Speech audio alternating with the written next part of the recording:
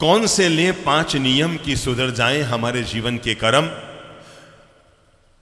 भगवान श्री महावीर ने जो जो अपने पावन संदेश दिए, उन संदेशों में मानव जाति के कल्याण के लिए और जातिगत भेदभाव को खत्म करने के लिए एक महान संदेश दिया था। और वो संदेश था, इस दुनिया में कोई भी व्यक्ति जन्म से महान नहीं होता है, कुल और वंश से महान नहीं होता है, चेहरे के रंग से महान नहीं होता है। इस दुनिया में जब भी कोई महान होता है तो आदमी अपने अच्छे कर्म से महान होता है, क्योंकि जैसा आदमी का कर्म है वैसा ही आदमी का धर्म हो जाता है, और जैसा आदमी का धर्म है वैसा ही आदमी का कर्म हो जाता है। मुझे कोई पूछे कि सबसे बड़ा धर्म क्या है, क्या है?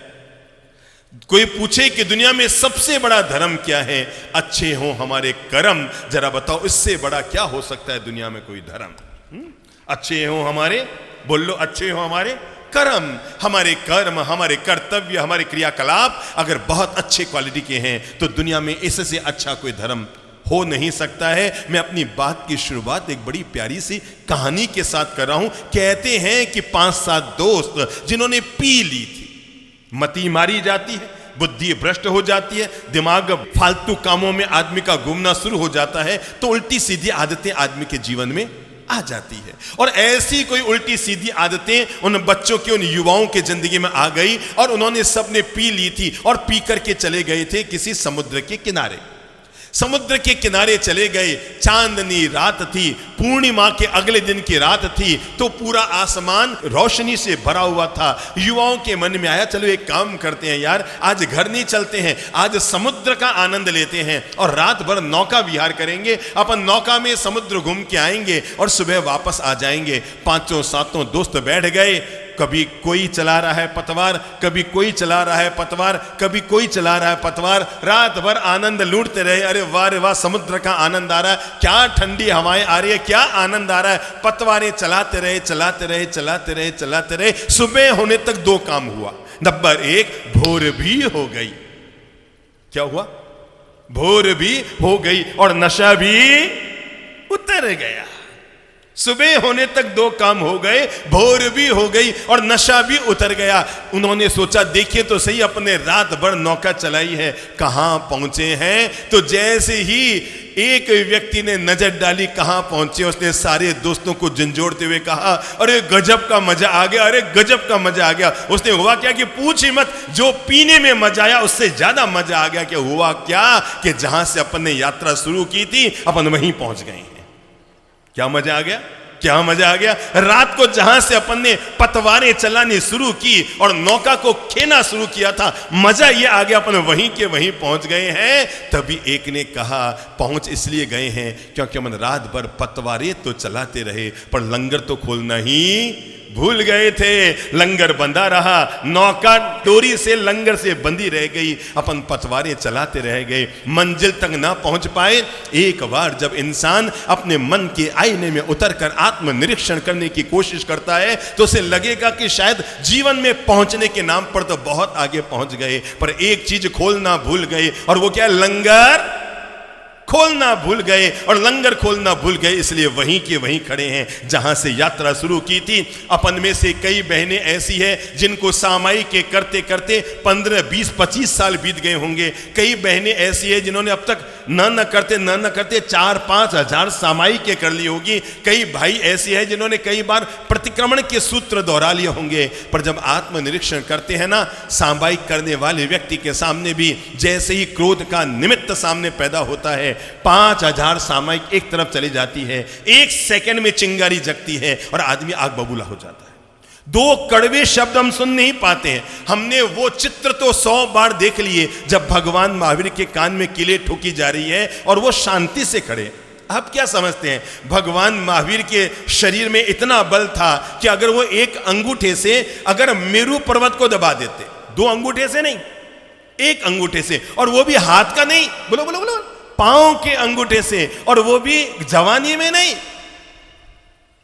बचपन में भी नहीं, जन्मने के तुरंत बाद जिस व्यक्ति के शरीर में यह शारीरिक बल था कि अगर अंगूठे का स्पर्श कर दे तो मेरू पर्वत कांप जाए, और किसी दुष्ट देव के सिर पर मुष्टि का प्रहार कर दे अपने बचपन में तो वो जमीन में समा जाए, और किसी दुष्ट देव अगर उनकी परीक्षा लेने के लिए नागराज का रूप बनाकर आए तो उसे हवा में उछाल दे। लेकिन जब व्यक्ति अपने जीवन में अच्छे कर्म, अच्छे धर्म, शांति, प्रेम और अहिंसा को जीना शुरू करता है ना, जिसके अंगूठे के स्पर्श से मेरू पर्वत कांपता था, लेकिन एक सामान्य सा ग्वाला उनके कान में कील ठोक जाए तब भी वो शांति से सहन कर लेते हैं, क्योंकि उन्हें पता था मेरी मुक्ति, मेरा सर्वज्ञपन, मेरा केवलत्य, मेरा परम ज्ञान और मेरा मोक्ष मेरू पर्वत को अंगूठे के हिलाने से नहीं होगा। मेरा मोक्ष किसी देवता को मुष्टि प्रहार करने से नहीं होगा। मेरा मोक्ष जब भी होगा शांति से जीने से होगा। मेरा मोक्ष जब भी होगा समता से जीने से होगा। मुझे मोक्ष जब भी मिलेगा मेरे भीतर अत्यंत आनंद और समता का भाव जब प्रकट होगा तब मुझे मोक्ष मिलेगा। कल्पना करो, जिन भगवान की हम पूजा करते हैं वो तो अपने कान में कील ठुकवा लेते हैं। एक मिनट आंख बंद करके सोचो, जो रोज मंदिर में पूजा भी कर रहे हैं और मुंहपत्ती बांधकर सामायिक भी कर रहे हैं, हम सभी लोग, मैं भी शामिल हूं और आप भी शामिल हैं, एक बार आत्मनिरीक्षण करें। जिस प्रभु की हम पूजा करते हैं अगर वो अपने कान में कील ठुकवा सकते हैं, पर क्या हम किसी के दो कड़वे शब्द सुनने की भी अपने भीतर ताकत रखते हैं? एक कड़वा शब्द, मन के विपरीत शब्द, नेगेटिव शब्द हमारे कान में क्या आ जाए, हमारे भीतर में सोया हुआ ईगो यूं जगता है, एक जहर भीतर से निकल कर आता है, आग भीतर से निकल कर आती है, और हम आग बबूला होकर सामने वाले ने हमारे लिए अपयश की बात की, हम वापस क्या प्रतिक्रिया करेंगे? मतलब उसने तो 2 बात कही होगी और आप उसके लिए 18 बात प्रस्तुत कर देंगे। हमारे भीतर शक्ति तो बढ़ गई पर सहन शक्ति कमजोर हो गई। पहले हो सकता है लोगों के पास आधुनिक जो शक्तियां हमारे पास है वो नहीं रही होगी, पर लोगों के पास सहन शक्ति थी। हमारी शक्ति तो बढ़ रही है पर हमारे भीतर से सहन शक्ति खत्म हो रही है। मेरे भाई, हर किसी व्यक्ति को अपनी जिंदगी को मर्यादा में जीना ही चाहिए। अगर आप ये चाहते हैं कि जो 5 महाव्रतों को पाले वो संत होता है ना, कि जो व्रतों का पालन करता है वो संत होता है, मैं आपको बता दूं। और संतों के लिए अगर जीवन की मर्यादाएं हैं तो गृहस्थ के लिए भी जीवन की मर्यादाएं हैं। ऐसा नहीं है कि गृहस्थ मन चाह अमर्यादित जीवन जी रहा है। हर समाज ये तो चाहता है कि हमारे संत बहुत अच्छा जीवन जिए, हमारे संत 5 महाव्रतों का पालन करे, जो हमारी परंपराएं हैं उन परंपराओं को जीवन में जिए। मुझे एक बात बताओ, दुनिया में जितने भी संत आते हैं, कोई आकाश से टपक कर आता है क्या? कोई जमीन को फाड़ कर आता है क्या? आते कहां से? संत आदमी बनता कहां से है? बोलो बोलो बोलो बोलो। आप में से ये बनता है। तो जैसे गृहस्थ होंगे वैसे संत होंगे। संतों को अगर महान जीवन देखना चाहते हैं तो जरूरी है कि गृहस्थ का जीवन भी महान होना चाहिए। हमारे लिए ये परंपरा पड़ गई, भाई संतों के लिए नियम है, संतों के लिए नियम है, संतों के लिए नियम है। मुझे लगता है गृहस्थ के लिए रात को 1-1 बजे तक खा रहे हैं, वो तो भाई गृहस्थ है ना, वो तो कुछ भी कर सकते हैं, है ना। ऊट पटांग काम कर रहे हैं, वो तो गृहस्थ है ना, कुछ भी कर सकते हैं। 5 स्टार होटलों में अपनी बच्चों की शादियां कर रहे हैं, इधर नॉनवेज भोजन, इधर वेज, इधर शाकाहार, इधर मांसाहार, दोनों भोजन। भाई वो तो गृहस्थ है ना, वो तो कुछ भी कर सकते हैं। ऐसा लगता है कि आप लोगों ने गृहस्थ के बहाने ये बात अपने सिर पर ओढ़ ली है कि हम तो गृहस्थ हैं, हम तो कुछ भी कर सकते हैं। मेरे भाई, अगर 5 महाव्रतों का पालन नहीं करता है वो संत नहीं होता, तो 5 अणुव्रतों का पालन जो नहीं करता है वो गृहस्थ भी नहीं होता, वो सदगृहस्थ भी नहीं हो सकता। मेरे सामने एक महानुभाव आई, हम एक शहर में थे, मुंह में ये भरा हुआ था, क्या कहते हैं वो, गुटखा। बाप जी, मैं गाँव बोलो। अब वो मुंह में गुटखा जब भरा रहेगा तो ऐसे ही बोला जाएगा ना। वो एक आदमी किसी घर पर गया और नई नई किसी सामने वाले की शादी हुई थी, मारवाड़ी स्टाइल में था। उसने पूछा मेरी पत्नी कैसी लगी, तो बोलना था धाकड़। धाकड़ का मतलब समझते? बहुत अच्छी। अब गुटका मुंह में भरा होगा तो अगर बोलो धाकड़ को मुंह में गुटका भर के बोलो तो क्या बोलोगे? धाकड़, धाकड़ लगी डाकण। वो उसने मारा 2 जूत की मेरी बीबी तो डाकण लगती है। अब वो मेरे पास आई, मुंह में भरा हुआ था, करते करते आ रहे थे। बाप जी, मैं क्या बोलो? बाप जी, हम गृहस्थ तो संतों के माता पिता होते हैं। क्या कहा? ये भी लोगों के भीतर दिमाग में बात डाल दी गई कि संत को जाकर गृहस्थ कुछ भी कह दे, क्योंकि वो तो संत का क्या होता है? माता पिता होता है, अम्मा पियरो होता है। संतों ने ये बात गृहस्थ के दिमाग में डाल दी, इसलिए गृहस्थ को कुछ भी जाके संत को कह सकता, वो तो माँ बाप होते हैं। तो उन्होंने मुझे भी आकर यही कहा, बाप जी मैं तो गृहस्थ हाँ, आपका माँ बाप हाँ। मैं क्यों, माँ बाप तो चाहते हैं पर आप जैसे बिगड़ेल माँ बाप को पसंद नहीं करते हैं। अच्छे संत के निर्माण के लिए जरूरी है गृहस्थ भी अच्छा हो। पवित्र संतों के निर्माण के लिए जरूरी है गृहस्थ का जीवन भी पवित्र हो। अब हालत ये हो गई है 12-12 बजे तक, 1-1 बजे तक तो लोग बाहर भटकते रहते हैं, होटलों में जाते रहते हैं, घूमते फिरते रहते हैं, उल्टे सीधे काम करते रहते हैं। पता नहीं उनके दिमाग में एक बात घर कर गई, भाई हम तो गृहस्थ हैं, हम तो कुछ भी कर सकते हैं, हम तो 14 को भी रात को खा सकते हैं, हम तो अष्टमी को भी रात को खा सकते हैं, हम तो कुछ भी कर सकते हैं। एक से ज्यादा भी शादी कुछ लोगों ने कर लिया, हम तो भी गृहस्थ हैं। एक गृहस्थ का हमने ऐसी वो बाना पहन लिया है कि जिसके नाम पर हमें सारी छूट मिल जाती है। ना बाबा ना, आज मैं आप लोगों को जो कुछ छोटे छोटे नियम, छोटे छोटे संकल्प, छोटे छोटे जीवन में जीने लायक जो बातें आपसे अनुरोध कर रहा हूं, वो ये बताऊंगा कि एक गृहस्थ व्यक्ति भी, भगवान ने एक बड़ी प्यारी बात कही थी और कहा था कुछ गृहस्थ ऐसे होते हैं। शब्द को बहुत ध्यान से सुनिएगा, ये भगवान के भाषा को मैं आज की भाषा में बोल रहा हूं उनके बात को। और उन्होंने कहा था कुछ गृहस्थ ऐसे होते हैं जो संतों से भी महान जीवन जीते हैं और वे गृहस्थ प्रणम्य होते हैं। क्या सुना? कुछ गृहस्थ ऐसे होते हैं जो संतों से भी महान जीवन जीते हैं और वे गृहस्थ प्रणम्य होते हैं, धन्य धन्य होते हैं। वे शावक के जीवन को जिया करते हैं। शावक का मतलब क्या है? श का मतलब है श्रद्धा पूर्वक, व का मतलब है विवेक पूर्वक और क्र का मतलब है क्रियाएं करना। श्रद्धा और विवेक के साथ जो व्यक्ति अपने जीवन के सारे कर्म को संपादित करता है, शावक। 3 अक्षर बोलो तो शा मतलब श्रद्धा, व यानी विवेक और क यानी कर्म। जो श्रद्धा और विवेक पूर्वक शुभ कर्मों को संपादित किया करता है, उसी गृहस्थ को क्या कहते हैं?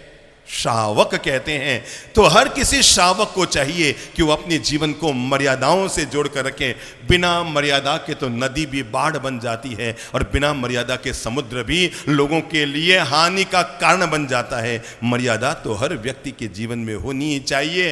हाँ मेरे भाई, बांस को भी बदलकर बांसुरी बनाया जा सकता है। समझ गए ना? बांस को भी, जिसको हम केवल जलने और जलाने के लिए उपयोग करते हैं, मारने और मरवाने के लिए उपयोग करते हैं, अगर उस बांस को भी संस्कारित कर दिया जाए, क्या है?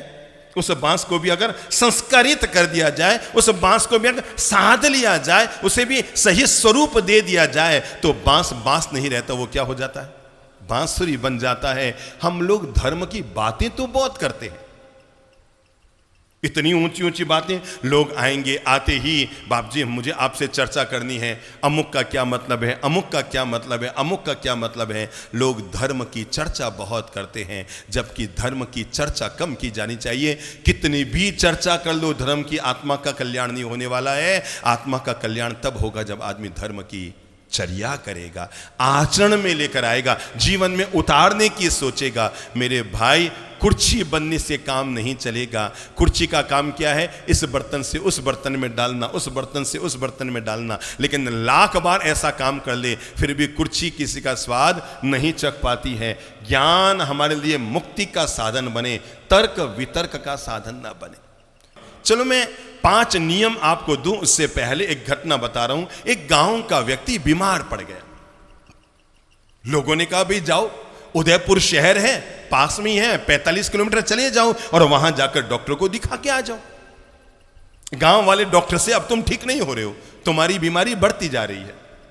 वो आया शहर में और जब रवाना होने लगा तो गांव वालों ने कहा सावधान रहना, ये जो शहर के डॉक्टर होते हैं ना बहुत होशियार होते हैं, बड़ी फीस ले लेते हैं, जांच के नाम पर 20 तरह की जांच करा देते हैं और उपचार कुछ बराबर करते नहीं है। सब चीज़ बराबर समझ के आना, कैसे दवाई लेना, किस समय लेना, किस तरह के लेना, सारी बात समझ के आना, आने की जल्दी मत करना। अरे उसने कहा चिंता ही मत करो रे, मैं बड़ा होशियार आदमी हूं।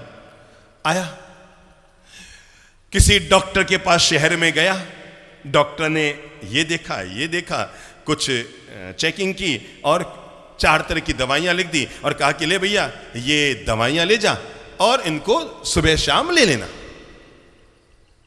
उसने कहा हो डॉक्टर साहब ठीक है। वो जैसे ही रवाना हुआ तो गांव वालों ने क्या कहा था, हर बात को बराबर समझ के आना। हमारी धर्म के प्रति पलने वाले तर्क वितर्क कैसे है मैं ये बता रहा हूं। तो गांव वालों ने क्या कहा था, हर चीज को बराबर समझ के आना। सो 2 मिनट बाद उससे याद आया, यार ये तो मैं पूछना भूल ही गया कि दवाएं दूध से लेनी है कि पानी से लेनी है। वो वापस गया, डॉक्टर साहब डॉक्टर साहब डॉक्टर साहब, हाँ बोलो बोलो भाई बोलो। अरे पहले ये बताओ, आपने तो बताया नहीं कि दवा दूध से। अरे भाई किसी से ले लेना। नहीं नहीं नहीं, पहले बताओ दूध से लूं कि पानी से लूं। जा दूध से ले लेना। 200 कदम फिर चला कि दिमाग में खोपड़ी में खा जाई, और अंदर के मन ने पूछा, यार ये तो पूछना ही भूल गया कि गाय के दूध से लूं या मतलब भैंस के दूध से। वो वापस आया और आकर कहा, डॉक्टर साहब वो तो आपने बताया ही नहीं, क्या कि गाय के दूध से लूं कि भैंस। अरे भाई किसी से लेना माथा। नहीं साहब मैंने आपको फीस दी है। क्या दिया? मैंने आपको फीस दी है। आप ऐसे नहीं कर सकते मेरे साथ, ऐसे नहीं कर सकते। मुझे बताओ आप भैंस का दूध कि गाय का दूध? तो डॉक्टर क्या कहेगा? गाय के दूध से ले लेता। फिर 200 कदम आगे चला तो दिमाग में बुद्धि आई, यार डॉक्टर ने ये तो कहा कि गाय के दूध से लेना। मेरे घर में 2 गाय है, एक काली गाय और एक सफेद गाय। अपने ये तो पूछना भूल ही गए कि। फिर वापस आया, अरे डॉक्टर ने कहा तुम वापस आ गया, जा अपने गांव। अरे उसने कहा नहीं नहीं नहीं, मैंने आपको फीस दी है। मेरा एक और प्रश्न है, मुझे ये बताओ, मेरे घर में काली गाय भी है सब। अरे बाबा कौन से पागल से माथा फोड़ी हुई है, तू जा। नहीं डॉक्टर साहब मैंने आपको क्या दी है? फीस दी है। अब मेरे साथ ऐसा नहीं कर सकते, मैंने आपको पूरी फीस दी है। अरे भाई अच्छा जा काली गाय का दूध पी लेना। फिर 200 कदम चला, क्या मन में आया होगा? गरम दूध से पीऊं या ठंडे दूध से दवाई लूं? वापस आ गया और आकर के वो फिर, अरे डॉक्टर ने कहा तू कहां से आया रे गरम बूटा, मेरा समय अरे डॉक्टर साहब नहीं, मैंने आपको फीस दी है, आपको जवाब तो बराबर देना ही पड़ेगा कि बोल बोल बोल क्या चाहिए। अरे साहब ये बताओ ठंडे दूध से दवाई लूं? अरे बाबा क्यों मेरा माथा खा रहा है? नहीं डॉक्टर साहब मैंने आपको क्या दी है? फीस दी है। उन्होंने कहा जा जा गरम दूध से ले लेना। बस 200 कदम आगे चला कि फिर दिमाग में खा जाई। बुद्धि लगाओ क्या आई होगी? बुद्धि लगाओ, बोलो बोलो। हैं? हाँ ये बिल्कुल सही जवाब दिया बहन जी ने। मीठे दूध से पीऊं कि फीके दूध से दवाई लूं? आ ही गया वापस और वही डॉक्टर को पकड़ा। बताओ डॉक्टर साहब। अरे उसने कहा पता नहीं आज सुबह सुबह किसका मुंह देखा, ये पता ही नहीं कि खुद का ही देखा होगा। तो पता नहीं किसका मुंह देखा, कहां से आ गया, तो गांव से देखा। तू जा। और उसने कहा नहीं मैंने आपको क्या दी है? फीस दी है। आप मुझे बताओ मीठे दूध से लूं कि फीके दूध से? डॉक्टर ने कहा यार किसी से लेना, मेरा माथा छोड़, तू छोड़ मुझे छोड़। नहीं नहीं नहीं नहीं मैंने फीस दी है। तो डॉक्टर ने कहा फीके दूध से ले लेना। 200 कदम चला होगा कि फिर दिमाग में आई, खाज गिलास में पीऊं कि मैं आपको बता रहा हूं हम दवाई नहीं लेते, केवल धर्म के नाम की बातें करते हैं। वो वापस आ गया डॉक्टर के पास और आकर कहा डॉक्टर साहब। अरे उसने कहा तू यार कहां से आ गया, ये कहां से आ गया, माथा फोड़ी छाती कूटा सिर पची भाग। उसने कहा नहीं नहीं नहीं नहीं नहीं नहीं नहीं मुझे पहले ये बताओ कि मैं प्याले से दूध पीऊं कि गिलास से पीऊं? अरे उसने कहा कुछ से पीना यार, क्यों मेरा माथा खा रहा है? नहीं नहीं मैंने आपको क्या दी है? फीस दी है। डॉक्टर ने कहा तू तेरी फीस वापस ले जा। क्या किया उसने? 50-50 के 2 नोट, 100 रुपए लिए थे, 50-50 के 2 नोट निकाल के दिए कि जा तू वापस जा, तेरी फीस भी तुझे, बस तेरी फीस माफ, फ्री, जा तू जा। 200 कदम आगे चला और वापस आ गया। 200 कदम आगे चला और वापस आ गया। अरे डॉक्टर ने कहा रे फीस तेरे को चुका दी वापस, अब तुम क्यों आया? नहीं नहीं नहीं नहीं नहीं, मुझे एक बात का जवाब दो, कौन से वाले नोट से दवाई खरीदूं और कौन से वाले नोट से बस का किराया खर्च करूं? आपने 2 नोट 50-50 के दे दिए हैं। एक बार आत्मनिरीक्षण करेंगे ना तो आपको एकमात्र यही बात दिमाग में आएगी, और वो है हम केवल धर्म की। आपको पता है अभी पूरे देश भर में एक चर्चा चल रही है जैन समाज में, और वो है 2 पर्युषणों की। ठीक है ना? कोई कहता है ये वाला पर्युषण, कोई कहता है वो वाला पर्युषण, कोई कहता है वो वाला पर्युषण।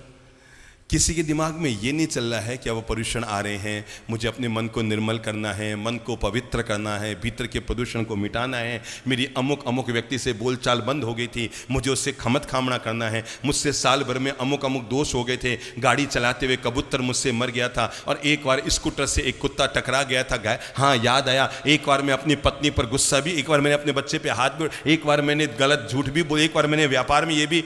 हमारे दिमाग में ये नहीं आ रहा है, हमने हर धर्म की व्यवस्था को कुतूहल बना दिया। क्या बना दिया है? कुतूहल और बातचीत का विषय बना दिया है। अरे मैं तो कहता हूं कोई भी पर्यूषण कर लेना, पहला कर लो, दूसरा कर लो, अगर कभी ऐसा भी जमाना आ जाए कि 3 हो जाए तो तीसरा भी कर लो बस। अब करते तो है नहीं, ना पहला करेंगे ना दूसरा करेंगे। आराधना हम कम करते हैं, आराधना की बातें और चर्चा हम ज्यादा करते हैं। धर्म हमारा तब हमारे जीवन का हिस्सा नहीं बनता जब हम धर्म की बातें करते हैं। मैंने कहा था ना 2 दिन पहले, धर्म पगड़ी नहीं है कि जब इच्छा हो तो पहन लो, जब इच्छा हो तो उतार दो। धर्म दमड़ी भी नहीं है कि जब इच्छा हो तो जेब में डाल दो और जब इच्छा हो तो बाहर निकाल दो। धर्म तो क्या है? हमारे जीवन की चमड़ी है जो जीवन के रोजमर्रा की जिंदगी में रहनी चाहिए। हम मंदिर में जाएं तब ही केवल धार्मिक ना हो, हम दुकान में बैठे हैं तब भी धार्मिक हो, जरूरी है। आप व्यापार में तब भी, अरे भाई मंदिर में अगर सीता की मूर्ति विराजमान है, पद्मावती माता की मूर्ति विराजमान है, तो हम सभी जाकर धूप खेते हैं, चंदन चढ़ाते हैं, नारियल चढ़ाते हैं, अगरबत्ती करते हैं, दिया जलाते हैं। मंदिर में अगर सीता की मूर्ति है तो हर आदमी पूजा करता है, पर सड़क पर अगर सीता चल रही है तो गलत नजर डालता है। ये कौन सा धर्म? जरूरी ये नहीं है कि आप मंदिर की सीता की पूजा करें, उससे पहले जरूरी है सड़क पर चलने वाली हर महिला को आप सीता मानकर चलें, तब आप धार्मिक होंगे। उसके भीतर आप पद्मावती को देखें, उसके भीतर आप धर्म की भावना को लेकर आए। इसलिए अगर आप अपनी जब बच्चे की ब्याह शादी के लिए निर्णय करती है ना, अब मुझे क्या क्या तैयारियां करनी है, हर निर्णय करते समय ये ध्यान रखना, मुझे विवाह भी धर्मपूर्वक करना है। दिमाग में लो, केवल भगवान के मंदिर में चंदन की पूजा करो तब धर्म नहीं होना चाहिए। आदमी 1 घंटा मंदिर में रहता है, 1 घंटा थानक में रहता है, 15 मिनट मंदिर में रहता है, तब तक तो आदमी धार्मिक बनता है। लेकिन बाहर निकलने के बाद मैं कहता हूं किचन में भी आप है ना, हर कार्य को धर्मपूर्वक कीजिएगा। आप यहाँ तो जब सामायिक में बैठते हैं ना, चरौले और पूंजने से जमीन को या कुर्सी को साफ करके बैठते हैं, मैं कहूँगा अपने किचन में अपने धर्म को लेकर आइएगा। चावल भिगो तो धर्मपूर्वक, कोई जीव न मर जाए। सब्जी सुधारो धर्मपूर्वक, कोई हिंसा ना हो जाए। गैस का चूल्हा जलाओ धर्मपूर्वक, कहीं कोई दोष न लग जाए। वाणी से बोलो धर्मपूर्वक, कहीं कोई झूठ न बोला जाए। जीवन के प्रत्येक कर्म के साथ हमारे जीवन में धर्म जुड़ा हुआ रहना चाहिए, तब आदमी धार्मिक बनता है। समाज का ट्रस्टी बनने से आदमी धार्मिक नहीं बनता है। मैं आपको बता दूं, समाज का केवल ट्रस्टी, मंत्री, अध्यक्ष, कोषाध्यक्ष बनने से आदमी धार्मिक नहीं हो जाता है, या समाज का नेता बनने से आदमी धार्मिक नहीं हो जाता है। जब धर्म उसके रोम रोम में रमण करने लगता है, बोलता है तो विवेक रखता है, मैं धर्मपूर्वक बोलूंगा। चलता है तो विवेक रखता है, मैं धर्मपूर्वक चलूंगा। व्यापार करता है तो विवेक रखता है, मैं धर्मपूर्वक करूंगा। मैं ऐसा कोई कार्य नहीं करूंगा जिससे किसी का मन दुखे, जिससे किसी के हनन हो, जिससे किसी का धन दबा लिया जाए, जिससे मेरे द्वारा किसी के साथ गलत व्यवहार कर लिया जाए। मैं जीवन के प्रत्येक कर्म को धर्मपूर्वक संपादित करूंगा। आओ अब हम कुछ वे 5 नियम जो युगों युगों से मानवता के लिए वरदान बनकर आए हैं, दुनिया के हर धर्म ने, चाहे वो दुनिया का कोई भी धर्म क्यों न हो, हिंदू, मुस्लिम, सिख, ईसाई, जैन, बौद्ध, दुनिया का कोई भी धर्म क्यों न हो, पर जो मैं 5 नियम आज आपको बता रहा हूं, 5 खास बातें आपको बता रहा हूं। मैं मानता हूं यहां पर 36 कौम के लोग बैठे हैं, हर जाति, हर पंथ, परंपरा का व्यक्ति बैठा है, और आप जिस भी धर्म के अनुयायी हैं, ये 5 बातें, ये 5 नियम, ये 5 संकल्प, ये 5 आपके जीवन में जुड़ने वाले व्रत, ये जीवन का कल्याण करने के लिए सबसे बेहतर होंगे। अगर बुद्ध होते आज, अगर वे अपनी धर्म की बात कह रहे होते तो यही 5 बातें कहते। अगर भगवान श्री महावीर आज धरती पर होते और वो अपने धर्म के संदेश कह रहे होते तो यही 5 बातें कहते। भगवान राम और कृष्ण भी अगर धरती पर होते आज, तो वो मानवता को वही 5 बातें कहते हैं, क्योंकि ये युगों युगों से सार्वभौम, सार्वजनीन और हर व्यक्ति के काम की 5 बातें नहीं है। नंबर 1, कमर सीधी करो पहले। जब हम भगवान की वाणी को अपने जीवन से आत्मसात करने की सोच रहे हैं, तो नंबर 1 पहला नियम हमारे जीवन का होना चाहिए, और वो नियम है सभी जीवों के प्रति हमारे मन में प्रेम, सद्भावना, अनुराग, प्यार, मोहब्बत, ये सब चीजों को एक साथ भरकर रखने के लिए धरती के महापुरुषों ने हमें एक महान संदेश दिया जीवन में जोड़ने के लिए। और उस व्रत का नाम है, उस संकल्प का नाम है, उस नियम का नाम है, उस जीवन की पवित्र धारा का नाम है, और उसका नाम है अहिंसा। मुझसे बोलो तो मुंह से एक बार और बोल लो, अहिंसा। अरे ये तो मां के दूध के समान है। धरती पर इससे पवित्र कोई शब्द पैदा ही नहीं हो सकता, क्योंकि दुनिया का सबसे परम धर्म अगर कोई कहा गया, अगर जैन ने कहा होगा, हिंदू ने कहा होगा, मुसलमान ने कहा होगा, सिख ने कहा होगा, महावीर ने कहा होगा, बुद्ध ने कहा होगा, राम ने कहा होगा, कृष्ण ने कहा होगा, मोहम्मद ने कहा होगा, धरती पर पैदा होने वाले हर महापुरुष ने अगर दुनिया में सबसे महान कोई धर्म कहा होगा तो उस धर्म का नाम है अहिंसा परमो धर्म। बोल लो तो, अहिंसा परमो धर्म। मुझसे बोल लो दोबारा, अहिंसा परमो धर्म। कि मनुष्य के जीवन में जोड़ने लायक अगर कोई पहला नियम, पहला संकल्प धर्म के आचरण के लिए, अगर कोई पहला व्रत हो सकता है इंसान के लिए, तो दिमाग में आज सेट कर लो, और वह है मेरे जीवन में जोड़ने के लिए पहला नियम, पहला व्रत मैं अपने जीवन में जोड़ रहा हूं, जिसका नाम है अहिंसा।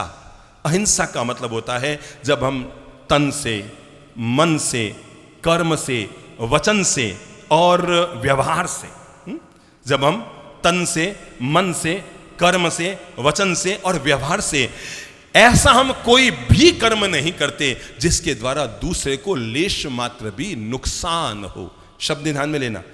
अहिंसा का मतलब केवल इतना नहीं कि एक चींटी को आपने बचाया है, यह अहिंसा का एक रूप है। अहिंसा का जो सूक्ष्म रूप हर इंसान की जिंदगी में जीने लायक है, मैं ऐसा कोई चिंतन नहीं करूंगा जो हिंसा का हो। मानता हूं उसने मेरा बुरा किया है, पर मैं कभी भी अपने मन में मानसिक हिंसा भी नहीं करूंगा कि भगवान तू उसकी अक्ल ठिकाने कर, भगवान तू एक बार उसको जमीन पे लाटे पटक, भगवान एक बार तू ऐसा कर, भगवान उसको धरती से उठा ले, वो मेरे साथ ऐसा ऐसा कर रहा है, तू उसके साथ वैसा वैसा कर। ये जो हमारी मानसिक हिंसा है, ये दुनिया में सबसे बड़ी अगर कोई हिंसा होती है तो कार्मिक हिंसा से भी बड़ी, हाथ की हिंसा से भी बड़ी हमारी अगर हिंसा होती है तो वो मानसिक हिंसा होती है। देखो मैं आपको समझाता हूं। एक डॉक्टर ने किसी महिला के पेट का ऑपरेशन किया। अब ऑपरेशन में संयोग की बात, ऐसी कोई नाड़ी कट गई कि उसका खून बहना बंद नहीं हो पा रहा है। लाख कोशिश की गई पर महिला का खून बहना बंद ना हुआ और अंततः 3 दिन बाद उसकी मृत्यु हो गई। तो परिवार वालों ने डॉक्टर पर केस किया कि डॉक्टर की लापरवाही के कारण हमारे घर की इस बहन की मृत्यु हो गई है। केस चला और न्यायालय ने भी उसको अपराधी घोषित कर दिया कि इस महिला को, वो इस परिवार को वो 50 लाख की अपनी तरफ से भुगतान करे इसकी सजा के रूप में। डॉक्टर ने बहुत कोशिश की थी बचाने की, लाख कोशिश की थी, उसने पूरी ताकत अपनी लगा दी थी कि इस रोगी को जैसे तैसे बचा लूं, मेरा कैरियर चौपट हो जाएगा और किसी को भी मेरे हाथ से क्यों मृत्यु हो।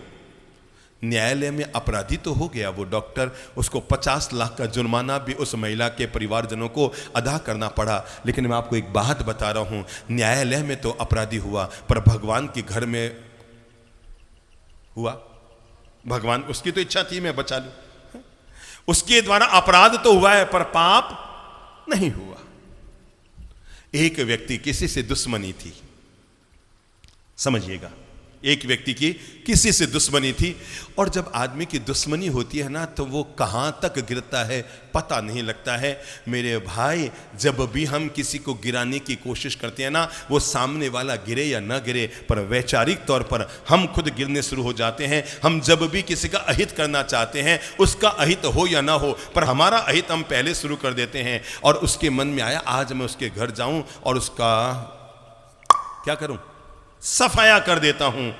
गया उसके घर, बड़ा मीठी मीठी बातें, ओ भाई साहब बस बहुत हो गया हमारा एक दूसरे के साथ वैर विरोध, आज मैं चाहता हूं कि आओ हम गले मिलते हैं और आज हम नई शुरुआत करते हैं और अब हम पुरानी बातों को भूलते हैं और कल से मीठी जिंदगी जीना शुरू करते हैं। सामने वाला भी हो सकता है हमारी जीने की कला के प्रवचन सुन चुका होगा, तो मन पहले से उसका निर्मल था, सोच ही रहा था कि बेवजह क्यों मैं ये वैर विरोध की गांठ बांध कर चलूं। मेरे भाई बहनों, याद रखना, शादी का रिश्ता 7 जन्म चलता है कि नहीं चलता मुझे नहीं पता। हो सकता है ये आपको बेवकूफ़ बनाने के लिए कहा गया है कि 7 जन्म तक तू ही रहेगी, 7 जन्म तक तू ही मिलेगी। और जब जब कोई आदमी अपनी पत्नी से कहता है ना 7 जन्म तक तू ही मिलेगी, एक बार उसका एक्सरे करके देखना, पता लगेगा अंदर कोई और चल रही होती है। वो आपको खुश करने के लिए कहते हैं ना, हाँ 7 जन्म तक बस तू ही चाहिए। तो बता दूं आपको, शादी का रिश्ता 7 जन्म चलता है कि नहीं चलता मुझे नहीं पता, पर वैर विरोध का रिश्ता 70 जन्म तक भी आपका पीछा नहीं छोड़ता है। चलता रहता है, उसकी धारा बहती रहती है। वैर विरोध हिंसा जन्य प्रवृत्ति और प्रकृति मनुष्य के भीतर चलती रहती है और वो 70 जन्म तक आदमी का पीछा करता रहता है। इसलिए आत्म मनन कर लेना। अब जब 10 दिन के बाद ही हम पर्युषण पर्व में अवगाहन करने वाले हैं, पर्युषण पर्व की हम आराधना करने वाले हैं सभी लोग साथ में मिलकर, तो ये आत्मचिंतन जरूर कर लेना। मेरे द्वारा किसी प्रकार का कोई क्लेश वैर विरोध कषाय कुछ रह तो नहीं गया मेरे भाई। अपनी मन की गांठों को जरूर खोल लेना, क्योंकि भगवान कहते हैं हर व्यक्ति मुक्त हो सकता है, पर जिसके मन में गांठ होती है वो इंसान कभी मुक्त नहीं हो सकता। जैसे गन्ना पूरा रस से भरा रहता है। दिमाग में लाओ तो, आप में से किस किस ने गन्ने का रस पिया है? सबने पिया है। अब ये याद करो किस किस ने गन्ना चूसा भी है? चूसा है ना। पहले तो दांतों की एक्सरसाइज किया करते थे, गन्ने को कुछ चूस, गन्ने को चूस चूस कर। अब मुझे एक बात बताओ, जब हम इतना लंबा गन्ना लेते थे चूसने के लिए, एक एक टुकड़ा तोड़ तोड़ के गन्ने का चूसा करते थे। अब जरा याद करो, थोड़ी थोड़ी देर बाद एक इतना सा भाग गन्ने का आता था जिसे हम चूसते नहीं थे, तोड़ के बाहर फेंक देते थे। बुद्धि लगाओ, उस भाग का नाम क्या था? गांठ। हाँ मेरे भाई, वो जो गन्ने की गांठ है ना, पूरा गन्ना रस से भरा हुआ है। देख लो, दिमाग में लाओ, गन्ना 5 फीट का पूरा गन्ना रस से भरा हुआ है, पर हर 9 इंच पर एक चीज है जिसे हम कहते हैं गांठ। उस गांठ में एक बूंद रस नहीं होता। क्या नहीं होता? एक बूंद रस नहीं होता। कैसे आपको बताऊं? गन्ने की गांठ में रस नहीं होता। और जिस आदमी के मन में गांठ पलती है उसका जीवन भी नीरस हो जाया करता है। उसके जीवन में भी मुक्ति का कोई मार्ग उसके हाथ में नहीं रहता है। जिसके मन में आदमी के गांठ बंधी रह जाती है, मन की गांठें खोलने के लिए पर्युषण आ रहा है। और अगर हमने गांठें न खोली, हमारे वैर विरोध चलते रहे, हमारी दूरियां पलती रही, हमारा आपसी तनाव पलता रहा, 50 पर्युषण आके चले गए, पर हमारे मन को मुक्ति नहीं कर पाए। जरा देखो, जब हम दुनिया में आए थे तो भगवान ने हमें क्यों भेजा था? नए कर्मों को बांधने के लिए भेजा या पुराने गलत कर्मों को काटने के लिए भेजा? पहले तो ये बताओ, आपको भगवान ने धरती पर क्यों भेजा है? नए बंधन बांधने के लिए या पुराने बंधन खोलने के लिए? सोचो। यहां पर ये समझो एक डब्बी है, एक लकड़ी खड़ी है। अब आपके पास 2 विकल्प है। अगर आपको नए बंधन बांधने हैं तो यूं डोरी चलेगी, पक्की बात, और खोलने हैं तो यूं चलेगी। एक बार हर कोई व्यक्ति आत्म मनन जरूर कर ले, आत्मचिंतन जरूर कर ले। मैंने अपनी जिंदगी में डोरी किस तरह चलाई है? 5 साल पहले मेरी 4 लोगों से बोलचाल बंद थी, आज वो संख्या 2 है या 6 है, ये निर्णय तो हो ही जाना चाहिए। 5 साल पहले कितने लोगों से? बोलो हैं? 5 साल पहले 5 लोगों से बोलचाल बंद थी, आज वो संख्या 3 हुई है या 7 हुई है। अगर 7 हुई है तो आत्म मनन कीजिए, आत्मचिंतन कीजिए, बैठकर एकांत में चिंतन कीजिए कि क्या मैं ग्रस्त हूं, क्या मैं श्रावक हूं, या मैं रोज रोज नए नए कर्मों का बंधन बांध रहा हूं। श्रीमद राजचंद्र कहा करते थे, बहु पुण्य कहरा पुंज थी शुभ देह मानव नौ मड़ियो, तो ए अरे भव चक्र नो आटो नहीं ए के टड़ियो। बहु पुण्य कहरा पुंज थी शुभ देह मानव नौ मड़ियो। कितने कितने जन्मों तक पुण्यों का संचय करते रहे, तब कहीं हमें, शायद मैं समझता हूं सैकड़ों हजार जन्म पार करने के बाद एक बार हमें इंसान का ये जन्म मिला। चिंतन करो तो ए अरे भव चक्र नो आटो नहीं ए के टड़ियो। राजचंद्र कहते हैं आत्मचिंतन करने की बात तो ये है, खुद पर मनन करने की बात तो ये है, खुद पर काम करने की जरूरत इसलिए है कि हर व्यक्ति आत्मचिंतन करे। मैंने भव चक्र के जो आंटे थे, आंटा मतलब बंधन थे, उनको कम किया है या और ज़्यादा बढ़ाया है। चिंतन करो, जब आप 30 साल के थे तब आपकी मानसिक स्थिति सही थी कि आज सही है, तब आपके लोगों से दूरियां ज़्यादा थी कि आज दूरियां ज़्यादा है, तब बोलचाल बंद थी कि आज ज़्यादा बंद है। मेरे भाई, कितना अच्छा था आपका बेटा कंवारा ही रह जाता, कम से कम बहू को घर में लाकर आपने आपसी जो द्वेष कषाय कर्म बांधे हैं ना। अरे जब आपका विवाह नहीं हुआ था तब आप स्कूल में भूगोल पढ़ती थी, इतिहास पढ़ती थी, गणित पढ़ती थी, हिंदी पढ़ती थी, साहित्य पढ़ती थी, संस्कृत पढ़ती थी, इंग्लिश पढ़ती थी, और शादी के बाद क्रोध पढ़ते हैं, वैर विरोध पढ़ते हैं, बोलचाल बंद करना पढ़ते हैं। मैं इससे बात नहीं करूं, वो उससे बात नहीं करेगी, सासू माँ ने ऐसा क्यों कर दिया, बहू ने ऐसा क्यों कर दिया। मेरे भाई जरा आत्मचिंतन करो। आप घर को स्वर्ग बनाने के लिए 2 लोग आए थे और दोनों ही स्वर्ग के बजाय अगर नरक बनाने लग गई तो सोचो क्या होगा हमारा जीव का। ये जीवात्मा का निस्तार कैसे होगा, गति मुक्ति कैसे होगी, हमारा आत्मा कल्याण कैसे होगा, हम अपनी आत्मा का निस्तार कैसे करेंगे, हम अपनी आत्मा पर रहने वाले मल और वैर विरोध और कषाय के दुराग्रहों के इस कचरे को कैसे बाहर निकालेंगे। छोटी छोटी बातें तो हमारे मन को घेर लेती है, छोटी छोटे विकल्प हमारे मन को घेर लेते हैं। कोई अगर छोटी सी बात हमने कान से सुन ली है और हम इतने ज्यादा लापरवाह हो जाते हैं, इतने ज्यादा गुस्से में आ जाते हैं, इतने ज्यादा आग बबूले हो जाते हैं, हमें लगता है ऐसा क्यों बोल दिया। समय रहते आज आपके पास विवेक है, नंबर 1, आज आपके पास विवेक है, आज आपके पास प्रभु की वाणी है, आज आपके पास अच्छे ज्ञानी सद्गुरुओं का संसर्ग है, आज आपके पास अपनी प्रज्ञा है। मेरे भाई, आज समय रहते अपने मन को निर्मल कर लेना, और अगर नहीं किया ना तो सावधान, अगले जन्म में ये प्रज्ञा आपके पास नहीं होगी, ये अच्छी बातें सिखाने वाले गुरु आपके पास नहीं होंगे, ये तीर्थंकरों का मार्ग आपके पास होगा कि नहीं होगा पता नहीं, ये वेद आगम पिटक और गीता के पावन शास्त्र हमारे पास होंगे कि नहीं होंगे, ये महापुरुषों की वाणियां हमारे कानों में कोई सुनाने वाला शख्स मिलेगा कि नहीं मिलेगा, हमारा कहां जाकर जन्म होगा हमें नहीं पता। इसलिए समय रहते अगर हमने आज अपने भीतर के बंधनों को खोल लिया तो मुक्ति का मार्ग हमारे लिए है। पहुंचा वो व्यक्ति उसके घर, नाटक कर रहा है, मैत्री दर्शा रहा है, मित्रता दर्शा रहा है, ओहो भाई बस अब तो मैं तुमसे अपना वैर विरोध खत्म करने आया हूं, आओ आज हम गले मिलते हैं, चलो चलो आज हम शरबत पीते हैं। और ये कहकर उसने कहा तू एक काम कर, 2 गिलास शरबत बना के ला। वो 2 गिलास शरबत बना के लाया तो उस आए हुए व्यक्ति ने कहा मेरे वाले शरबत में थोड़ी शक्कर और डाल दे। और जब तक वो शक्कर लेने गया वो साथ में क्या लेकर आया था, एक पुड़िया लेकर आया था। किसकी? बुद्धि लगाओ, बुद्धि लगाओ, जहर की पुड़िया। मेरे भाई, मरने के लिए आदमी को एक बार जहर पीना पड़ता है, पर जीने के लिए आदमी को कितनी बार जहर पीना पड़ता है पता ही नहीं है आपको। और वो जहर की पुड़िया लेकर आया, इधर तो वो उसके लिए क्या ला रहा है, शक्कर ला रहा है, और ये दूसरी गिलास में क्या मिला रहा है, जहर मिला रहा है। और जहर उसने शरबत में डाल दिया, उसने शक्कर मिलाई, उसने उधर जहर मिलाया। वो आया दोस्त, उसने दोनों गले मिले, ले भाई आज से हम अपना वैर विरोध खत्म करते हैं, ले तू मेरे हाथ से शरबत पी ले। वो जहर मिला हुआ शरबत वो उसे पिलाता है। घर में केवल 2 लोग होते हैं, वो शक्कर वाला शरबत पी के निकल जाता है और रास्ते भर क्या सोच रहा है, बस थोड़ी देर में फोन आने वाला है कि वो क्या हो गया, राम राम। पर ताज्जुब तब हुआ जब रात को उसके मोबाइल में, उसी के मोबाइल से, उसका जो दुश्मन था जिससे वो दोस्ती का नाटक करने गया, उसके मोबाइल से फोन आता है और उसे पता है क्या सूचना आई है कि वो भगवान को क्या हो गए, बोलो, प्यारे हो गए। पर गजब की बात, प्यारे तो हुए कि नहीं हुए, आवाज सुनी तो पता लगा ये तो उसी की आवाज है। उसे लगा मतलब ये जिंदा बच गया।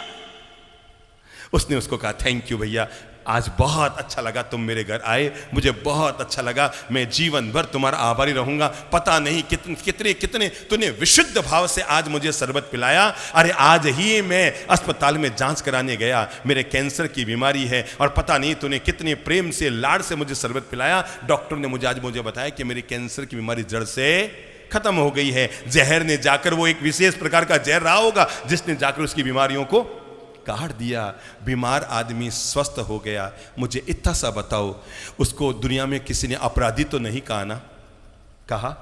वो अपराधी तो नहीं बताया गया ना, वो तो उसको thank you thank you thank you thank you कह रहा है, थैंक्स बार बार बोल रहा है कि तूने पता नहीं कौन से प्रेम से मुझे शरबत पिलाया कि मेरी बीमारी मिट गई। मुझे इतना सा बताओ, अपराध तो नहीं हुआ पर पाप, बोलो बोलो, डॉक्टर के हाथ से किसी की मृत्यु हो गई तब भी अपराध तो हुआ पर पाप नहीं हुआ। इसके हाथ से किसी के कैंसर की बीमारी ठीक हो गई, अपराध तो नहीं हुआ पर पाप जरूर हो गया। मैं आपको यहीं से सावधान करना चाहता हूं, हम लोग हाथ में पिस्तौल तो नहीं रखते, हम लोग हाथ से गोलियां तो नहीं चलाते, हम लोग हाथ में छुरे और चाकू तो नहीं रखते, हम लोग हाथ में तलवारें तो नहीं चलाते, पर हमारे पास एक चीज है जिसके कारण हमारे कर्म का बंधन होता रहता है, वो है हमारी मानसिक हिंसा।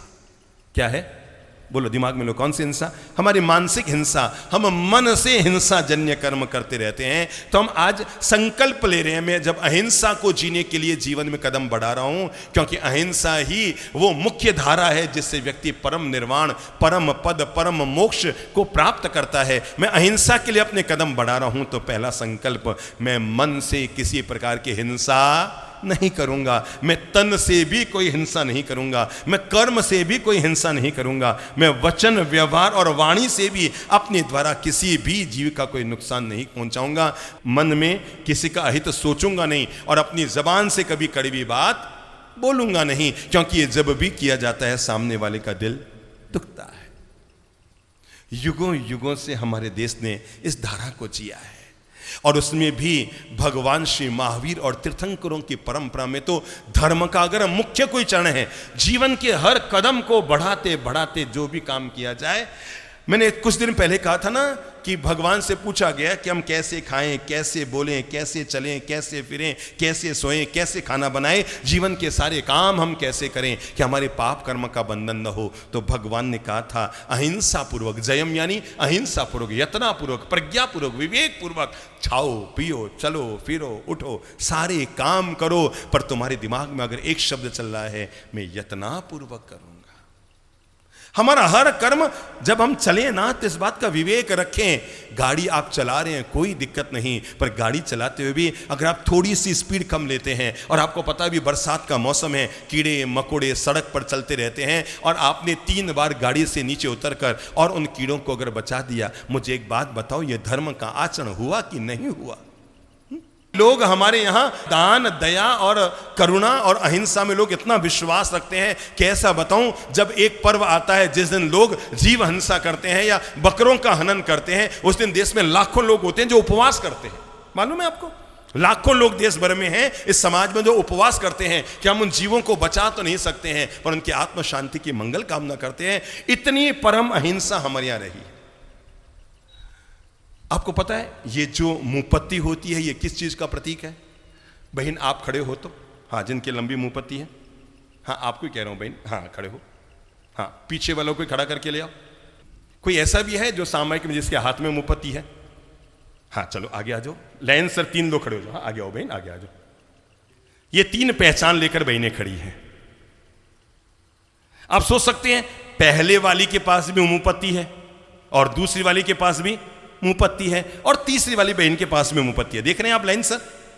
पहली वाली के, अब देखो ध्यान से देखो, थोड़ा इधर आओ बहनों, मैं बता रहा हूं ये मुंहपत्ती क्या है।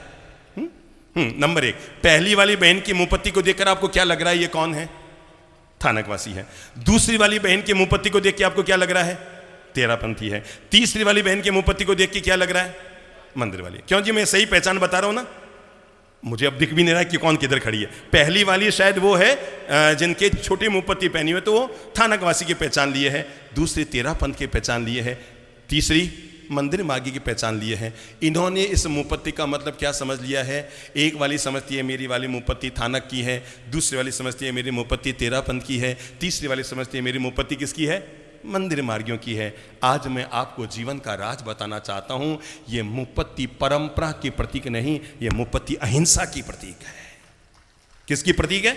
ये केवल परंपरा की प्रतीक नहीं कि मैं ये वाली हूं तो बांधूंगी, मैं वो वाली हूं तो हाथ में लूंगी, मैं वो वाली हूं तो यूं बांधूंगी। ना बाबा ना, ये जो हाथ में मुंहपत्ती है कि मुंह पर बंधी हुई मुंहपत्ती है, बात फर्क ये नहीं है कि मुंहपत्ती हाथ में है या मुंह पर बंधी है। खास बात ये है, ये मुंहपत्ती केवल परंपरा की प्रतीक नहीं, ये मुंहपत्ती अहिंसा की प्रतीक है, ये दया की प्रतीक है, ये धर्म की प्रतीक है, ये विवेक की प्रतीक है, ये धर्म की आराधना की प्रतीक है। समझ में आई बहन? तो अब इधर मुंह करो। अब आपको पता लगा? अभी तक तो आप यही समझते थे, यूं वाली मुंहपत्ती का ये अर्थ, यूं वाली का ये अर्थ, यूं वाली का ये अर्थ। मैं आपको बता दूं, हमारे मुंह पर बांधी जाने वाली मुंहपत्ती या हमारे हाथ में ली जाने वाली मुंहपत्ती केवल हमारी परंपरा का प्रतीक नहीं, हकीकत ये है, ये अहिंसा का प्रतीक है। मैं कहां तक आपको बताऊं, मतलब यहां तक ये धार्मिक श्रद्धा चलती रही, जिसके ललाट पर तिलक होता था, जिसके मुंह पर मुंहपत्ती होती थी, समाज में यहां तक कि न्यायालयों तक में ये छाप रहती थी, ये जैन का बच्चा है, न्यायालय में कभी झूठ नहीं बोलेगा, क्योंकि ये अहिंसा का सत्य की प्रतीक है। ये किसकी प्रतीक है? हमारी मुंहपत्ती परंपरा की प्रतीक कम, अहिंसा और सत्य के प्रति ज्यादा है। तो आज समझ में आया। अब ये मत कहना ये वाली मुपत्ति मंदिर की है और ये वाली मुपत्ति थानक की और ये वाली मुपत्ति तेरापंथ की है। ये केवल परंपरा है। सच्चाई तो ये है, ये सब मुपत्ति केवल ये रजोहण है ना। किसी के पास लंबा रहता है, किसी के पास, अब जैसे पूंजनी भी होती है, कोई परंपरा की अलग होती है, कोई परंपरा की अलग होती है। थानकवासी तेरापंथी होंगे, उनके रजोहण की डंडी लंबी होगी, मंदिर वाले होंगे उनके छोटी होगी, दिगंबर संत महाराज होंगे तो उनके मोर पिच्छी होगी।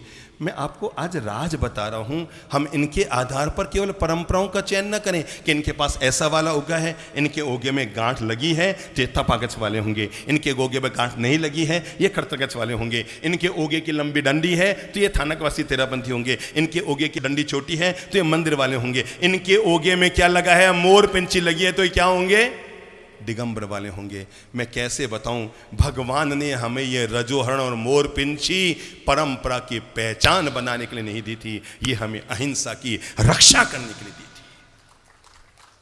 थी। ये हमारी किसके लिए, अहिंसा की। वीराजो बहन बहुत अच्छी बात है, अच्छा लगता है इस तरह का आप लोगों ने जो धार्मिक समन्वय का वातावरण बनाया हुआ ना, इन सारी बहनों के लिए ताली बजाइए। रोज हजारों बहनें आके यहाँ सामायिक करती है, अभिनंदन के पात्र है।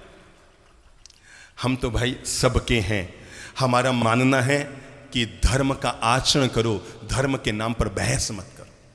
अरे भाई तुम्हें ये वाली विधि अच्छी लगती है वो कर लो, तुम्हें ये वाला रास्ता अच्छा लगता है ये कर लो, तुम्हें वो वाला अच्छा लगता है तो वो कर लो। अब कोई कहे कि राज संबंध मुझे जाना है, अरे भाई तुझे अगर सीधा जाना है तो 4 लेन से चला जा, और उधर से जाना है तो एकलिंग जी होकर चले जा, रेलवाड़ा होकर चले जा। अब इसमें जिद नहीं नहीं नहीं यही रास्ता सही है ये रास्ता गलत है, ना बाबा ना। दुनिया के हर धर्म में अच्छे महापुरुष हैं और दुनिया के हर धर्म में अच्छे सिद्धांत हैं। प्लीज उनके नाम पर आपस में बहस मत कीजिए, दूरियां मत बनाइए। ये तेरा धर्म, ये मेरा धर्म। हमें कई बार आके लोग कहते हैं ना, बाप जी हमारे महाराज साहब हैं, ऐसे लोग श्रावक लोग कहते हैं बाप जी हमारे महाराज साहब तो ऐसे। मैं कहता हूं यार वो तुम्हारे महाराज साहब है तो हम तुम्हारे दुश्मन लगते हैं क्या?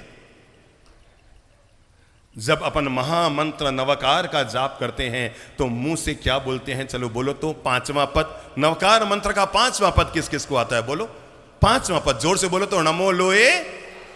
क्या गजब है, हमने बनाया कि ये अमुक परंपरा के संत, ये अमुक परंपरा के संत, ये थानक तेरापंथ, ये दिगंबर, ये श्वेतांबर, ये 20पंथी, ये तेरापंथी, हमने पता नहीं 1000 टुकड़े किए होंगे। पर हमारे महान तीर्थंकरों ने हमें कभी नहीं कहा कि मेरे मेरे मेरे मेरे नाम पर अमुक अमुक पंथ बना कर है ना। उन्होंने कितना महान सिद्धांत दिया। नमो, मैं कई बार सोचा करता हूं यार, ये अर्यंतों में लोहे और सव नहीं डाला, सिद्ध में नहीं डाला, उपाध्याय में नहीं डाला, आचार्य में नहीं डाला, केवल एक ही पद में क्यों डाला? उन्हें पता था कि हम सब लोग आपस में एक दिन जाकर बंटेंगे, टूटेंगे, अलग होंगे, बिखरेंगे। तो उन्होंने इन सबको जोड़ने के लिए कहा कि तू जब जाप करे तो ये मत बोलना नमो तेरापंथ साहुणम, नमो स्थानकवासी साहुणम, नमो मंदिर मार्गी साहुणम, नमो दिगंबर साहुणम। उन्हें पता था कि लोगों की बुद्धि ऐसी हो जाएगी, तो उन्होंने सारी बातों को बाहर निकालकर शब्द दिया नमो, बोलो बोलो बोलो बोलो बोलो बोलो बोलो, नमो लोए सव्व साहुणम। अरे अपने दिल को बड़ा करो, भगवान हमें कितना प्यारा पाठ देकर गए हैं। नमो लोए सव्व साहुणम, लोक में रहने वाले केवल साधु नहीं, सभी साधु जनों को मेरे प्रणाम हो। यहां तक भी नहीं कि केवल जैन साधुओं को मेरा प्रणाम हो, इस दुनिया में जो लोग भी संत जीवन का पालन करते हैं, निर्मल जीवन का आचरण करते हैं, पवित्र जीवन को जिया करते हैं, अपने जीवन को अहिंसा और त्याग में जीवन जिया करते हैं, वे किसी भी परंपरा के क्यों न हो, हम क्या करते हैं? अब मुंह से ये भाषा बोलना बंद कर दो किसी के सामने, भाई हमारे महाराज तो ऐसे, तुम्हारे महाराज तो ऐसे। भाई कौन से हमारे तुम्हारे महाराज? महाराज तो सबके होते हैं। जो सीमाओं का अंत करे उसी का नाम संत होता है। जो अपने भीतर क्या नहीं रखता है, सीमाएं नहीं रखता है, ये मेरी सीमा, ये तेरी सीमा, मैं अमुक संप्रदाय का। संप्रदायों के नाम पर भी आपस में एक दूसरे को बांटना, ये भी अहिंसा का हनन है, ये भी हिंसाजन्य कर्म है। कैसे आपको बताऊं, विगत 2500 साल में हमारे देश में केवल धर्म और संप्रदायों के नाम पर इतने युद्ध हुए हैं जिसमें लाखों करोड़ों लोगों की जान गई है। वो कौन सा धर्म? धर्म क्या था? मशाल है जो हमारी अंधेरी जिंदगी में उजाला देता है और दुनिया में भटकते हुए इंसान को सन्मार्ग पर चलने का जो रास्ता दिखाता है, उसका नाम धर्म है। धर्म तो जलती ही मशाल थी, मशालें तो बुझ गई, हमारे हाथ में डंडे रह गए और डंडों से हम केवल लड़ने लड़ाने का काम कर रहे हैं, उजाले का काम नहीं कर रहे हैं। बाकी धर्म किसके लिए था? जीवन को उजाले में जीने के लिए। हमें प्रभु के द्वारा धर्म की मशालें हाथ में दी गई। लो जीवन को उजाले में जीना, हमने मसालें तो बुझा दी, पास में क्या रह गए? डंडे पीछे, और डंडों से हम केवल लड़ने लड़ाने का काम करते हैं। आओ हम पहला नियम अपने जीवन में धारण करते हैं, मैं अहिंसा को जीऊंगा। क्योंकि इस दुनिया में जब जब भी प्रेम स्थापित हुआ है तो अहिंसा के द्वारा हुआ है। परिवार अगर आपस में हिल मिल जुल कर रहे हैं तो अहिंसा के द्वारा रहे हैं। समाज अगर मिलजुल कर रहे हैं तो अहिंसा के द्वारा रहे हैं। संतों में अगर प्रेम भरी भाषा बनेगी तो अहिंसा की भाषा बनेगी। मैं तुम्हारे संप्रदाय की आलोचना करूं, तुम मेरे संप्रदाय की आलोचना करो, मुझे बताओ ये अहिंसा है कि हिंसा है? बोलो, हिंसा है। हम क्यों किसी के लिए नेगेटिव शब्द बोलें? आप बहू की आलोचना कर रहे हैं, बहू आपकी आलोचना कर रही है, बताओ ये हिंसा है कि अहिंसा है?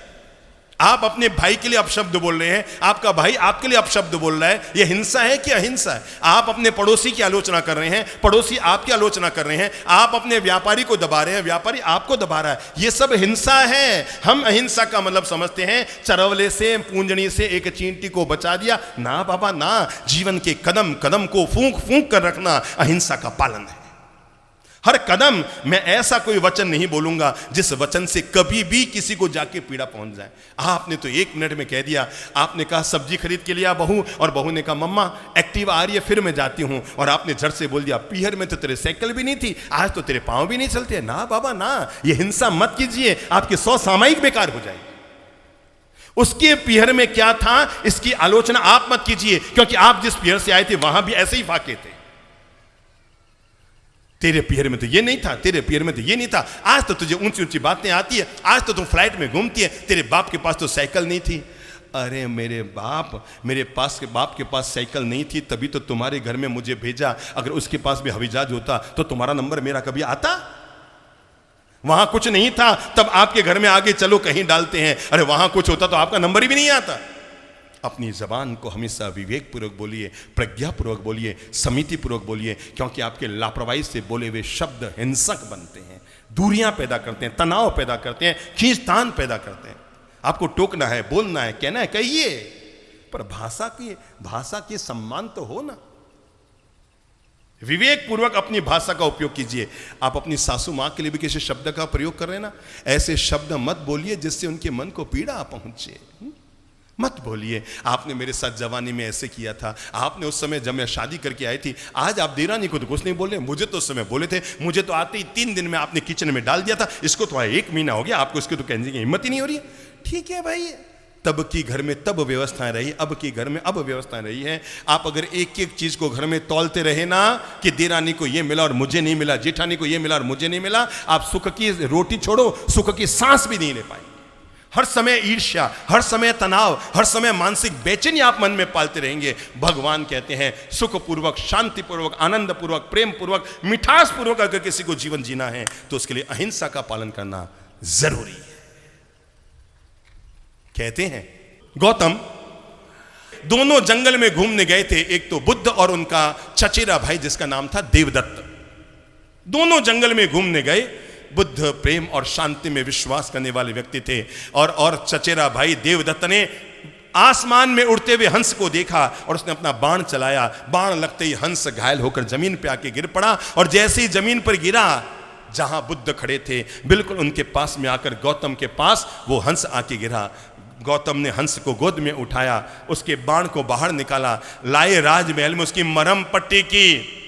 देवदत्त अड़ गया, मैंने हंस को बाण मारा, हंस मेरा है। बालक थे बुद्ध गौतम भी, उन्होंने कहा मैंने हंस को बचाया, हंस मेरा है। दोनों अड़ गए बालक, वो कहे मैंने बचाया, मेरा है। उसने कहा तू कहां से बचाया? इसको मैंने मारा, मैंने बाण चलाया, हंस मेरा है, मैं मालिक हूं इसका, मैंने लूटा इसको, मैं मालिक हूं, तू कहां से हो गया? बहस छिड़ गई राजमहल में, रानियों में आपस में झगड़ा हो गया इसको लेकर के। देवदत्त की मां कहे मेरा बेटा सही और गौतम की मां कहे मेरा बेटा सही। अंततः ये बहस राजसभा में पहुंच गई। राजा शुद्धोदन सामने बैठे थे। बहस छिड़ गई राजसभा में कि हंस किसका होगा।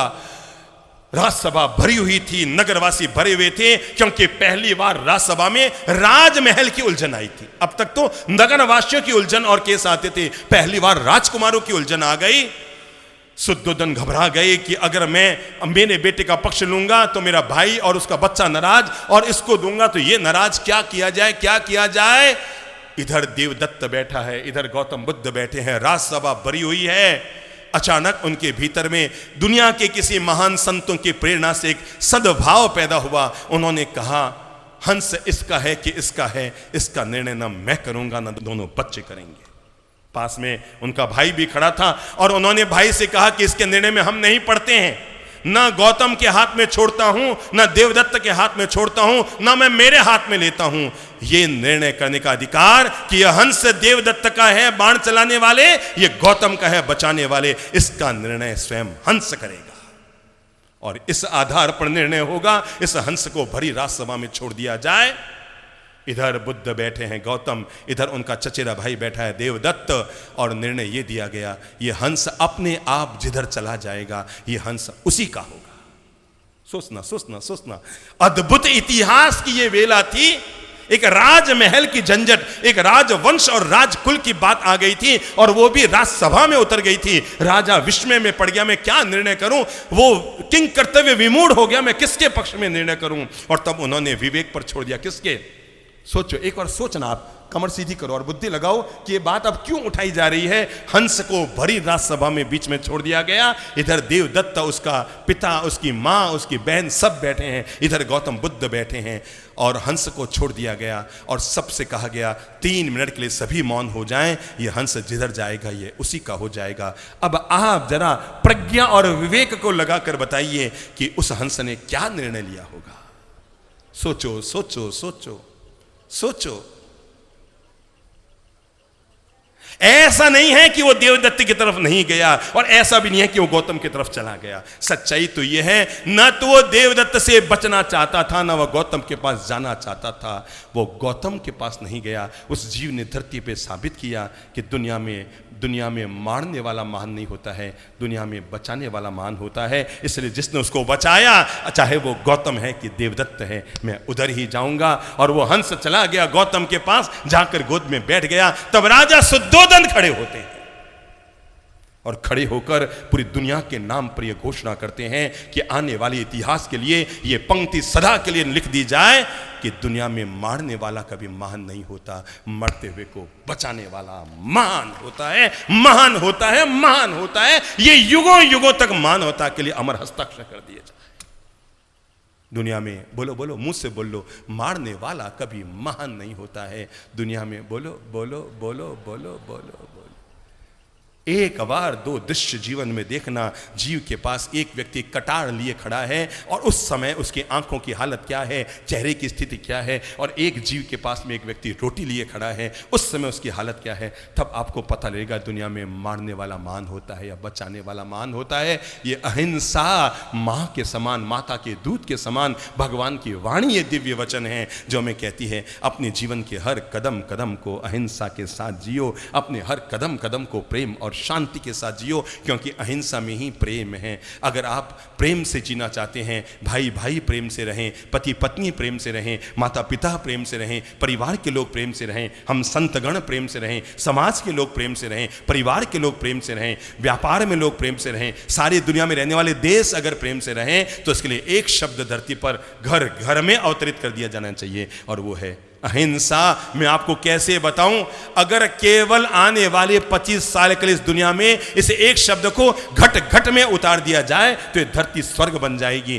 क्योंकि हमारे दुनिया का आधा खर्चा केवल रक्षा के नाम पे खर्च होता है। अमुक देश से अपने आप को बचा रहा है, उसकी सीमाओं पर वो खड़े हैं, उसकी सीमाओं पर वो खड़े हैं। अगर दुनिया के सारे देश ये एक साथ घोषणा कर दे कि हम धरती पर कभी भी युद्ध नहीं करेंगे और दूसरे की भूमि को हड़पने की कोशिश नहीं करेंगे, तो दुनिया में स्वर्ग हो जाएगा। स्वर्ग क्या घोषणा कर दे, हम युद्ध नहीं करेंगे और एक दूसरे की भूमि को हड़पने की कोशिश नहीं करेंगे, सारी हिंसाएं बंद, सारी रक्षा के खर्चे बंद, सारे परमाणु बम बनने बंद, सारे हाइड्रोजन बम बनने बंद, सारी गोलियां, पिस्तौलें और अटरम पटरम ये परमाणु शस्त्र बनने बंद हो जाएंगे। और धरती पर जो खर्चा इन शस्त्रों पर लग रहा है वो आदमी के जीवन के निर्माण पर लगना शुरू हो जाएगा।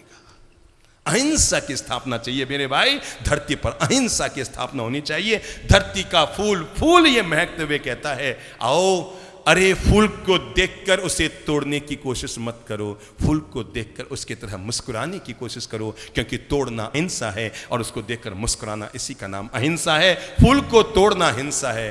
तितली अगर बगीचे में आ गई है, प्लीज बच्चों उसे पकड़िए मत, उसके उड़ने हुए का आनंद लीजिए, ये अहिंसा है। तितली उड़ रही है। हुआ था दो राजाओं में युद्ध, भयंकर रक्तपात होने की तैयारी हो गई। इधर एक राजा की सेना, उधर दूसरे राजा की सेना, इधर भी लाखों सैनिक खड़े हैं, उधर भी लाखों सैनिक खड़े हैं। इधर एक राजा खड़ा है, उधर दूसरा राजा खड़ा है। विवाद एक नदी के पानी का है। क्या है विवाद? किसका है?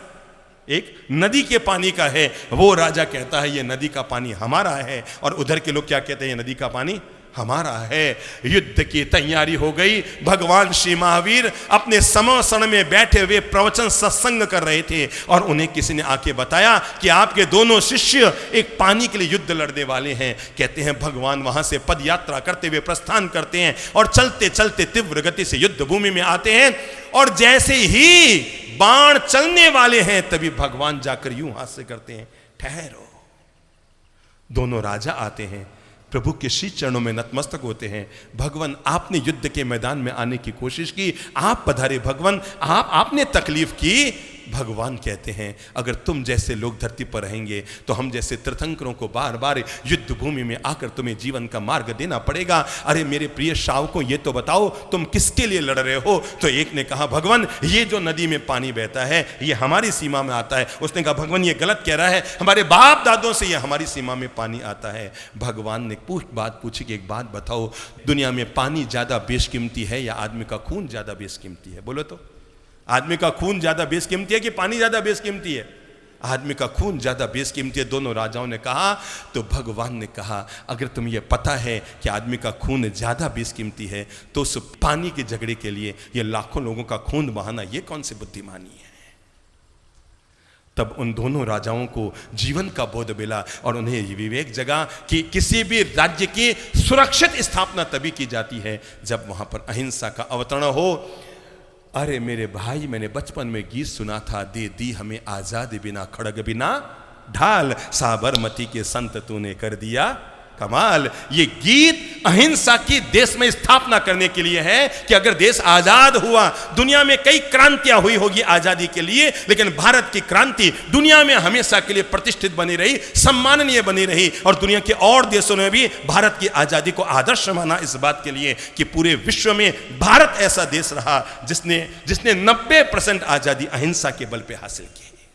ये पूरी दुनिया में भारत आदर्श बना अहिंसा के बल पर। दे दी हमें आजादी बिना, बोलो बोलो, खड़ग बिना ढाल। इसका मतलब यह है कि आजादी को पाने के लिए खड़ग और ढाल उठाना जरूरी नहीं है। अहिंसक तरीके जब उठते हैं ना मेरे भाई, वो दृश्य आप दिमाग से भूले ना होंगे। किसी फिल्म में देखा हुआ कि जब जब जब जब जब एक व्यक्ति किसी को तंग करने के लिए क्या करता है?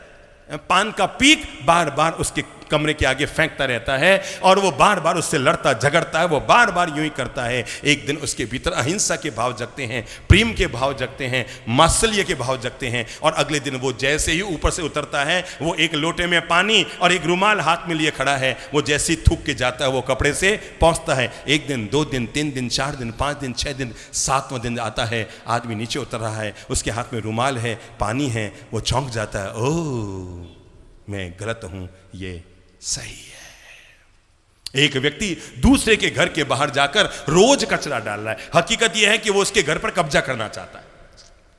क्या है? वो उसके घर पर कब्जा करना चाहता है, और रोज ले जाकर कचरे का थैला उसके घर के बाहर पटक रहा है। महीना बीता, 2 महीना बीता, 3 महीना बीत गया, पर पता नहीं वो पड़ोसी कौन सी मिट्टी का बना हुआ था, कुछ भी प्रतिक्रिया नहीं। वो फेंक के आता कचरे का मतलब कचरा है नहीं, महिला के बिखरे हुए टूटे हुए बाल और फलों के छिलके और सब्जियों के छिलके, घर का कूड़ा कटरा अटरम पटरम खटरम सब रोज थैला भरता और उसके घर के आगे सुबह ले जाके कचरा पेटी को खाली कराता। एक दिन उसने देखा उसका पड़ोसी भी आज एक थैला लेकर उसके घर के बाहर आया। उसे लगा अब लड़ाई शुरू होगी, अब तक तो मैं अकेला डाल रहा था, अब ये बोल नहीं रहा था तो मैं क्या करता, आज ये मेरे घर के आगे डालेगा और अब मैं लड़ाई शुरू करूंगा और इसको भगाऊंगा। वो थैला लेकर आया, वो व्यक्ति अपने घर के ऊपर बरामदे में खड़ा था और उसके आते ही चिल्ला के, अबे ओए क्या कर रहा है? उसने कहा कुछ नहीं, थैला रख के जा रहा हूं। उसने कहा मेरे घर के आगे? उसने यार गजब की आदमी हो, तुम 3 महीने से रोज मेरे घर के आगे डाल रहे थे, मैंने कोई प्रतिक्रिया जवाब नहीं दिया, आज मैं पहली बार डालने आया तो तुम बौखला गए, मेरे घर के आगे तू कैसे डालेगा? वो चिल्लाता हुआ नीचे आया और आकर उसने थैले को लात मारी और लात मारते ही चौंक पड़ा, क्योंकि रोज तो वो उसके घर के आगे कचरे का थैला डालता था, आज वो चौंक पड़ा क्योंकि जैसे ही थैला फटा उसमें से 5 एप्पल निकली, केले निकले, वनस्पति निकली, अनानास निकला, पपीता निकला, अरे और तो और उसके भीतर से 4 आम भी निकल गए। उसने कहा क्या कर रहा है? उसने कहा कुछ नहीं भाई साहब, थैला आपके, अरे मैं तेरे घर के आगे रोज कचरा डालता हूं और तू मेरे घर के आगे फल डालने आया है। उसने कहा इसमें कोई भला बुरा मानने की बात नहीं है, जो आदमी जैसा होता है वो वैसा ही करता है। आप कचरा डालने वाले थे, मैं फल देने वाला हूं। जो अहिंसा में विश्वास रखता है वो कचरे का जवाब भी फलों से दिया करता है। हां, ये अहिंसा हमारे जीवन में उतरे।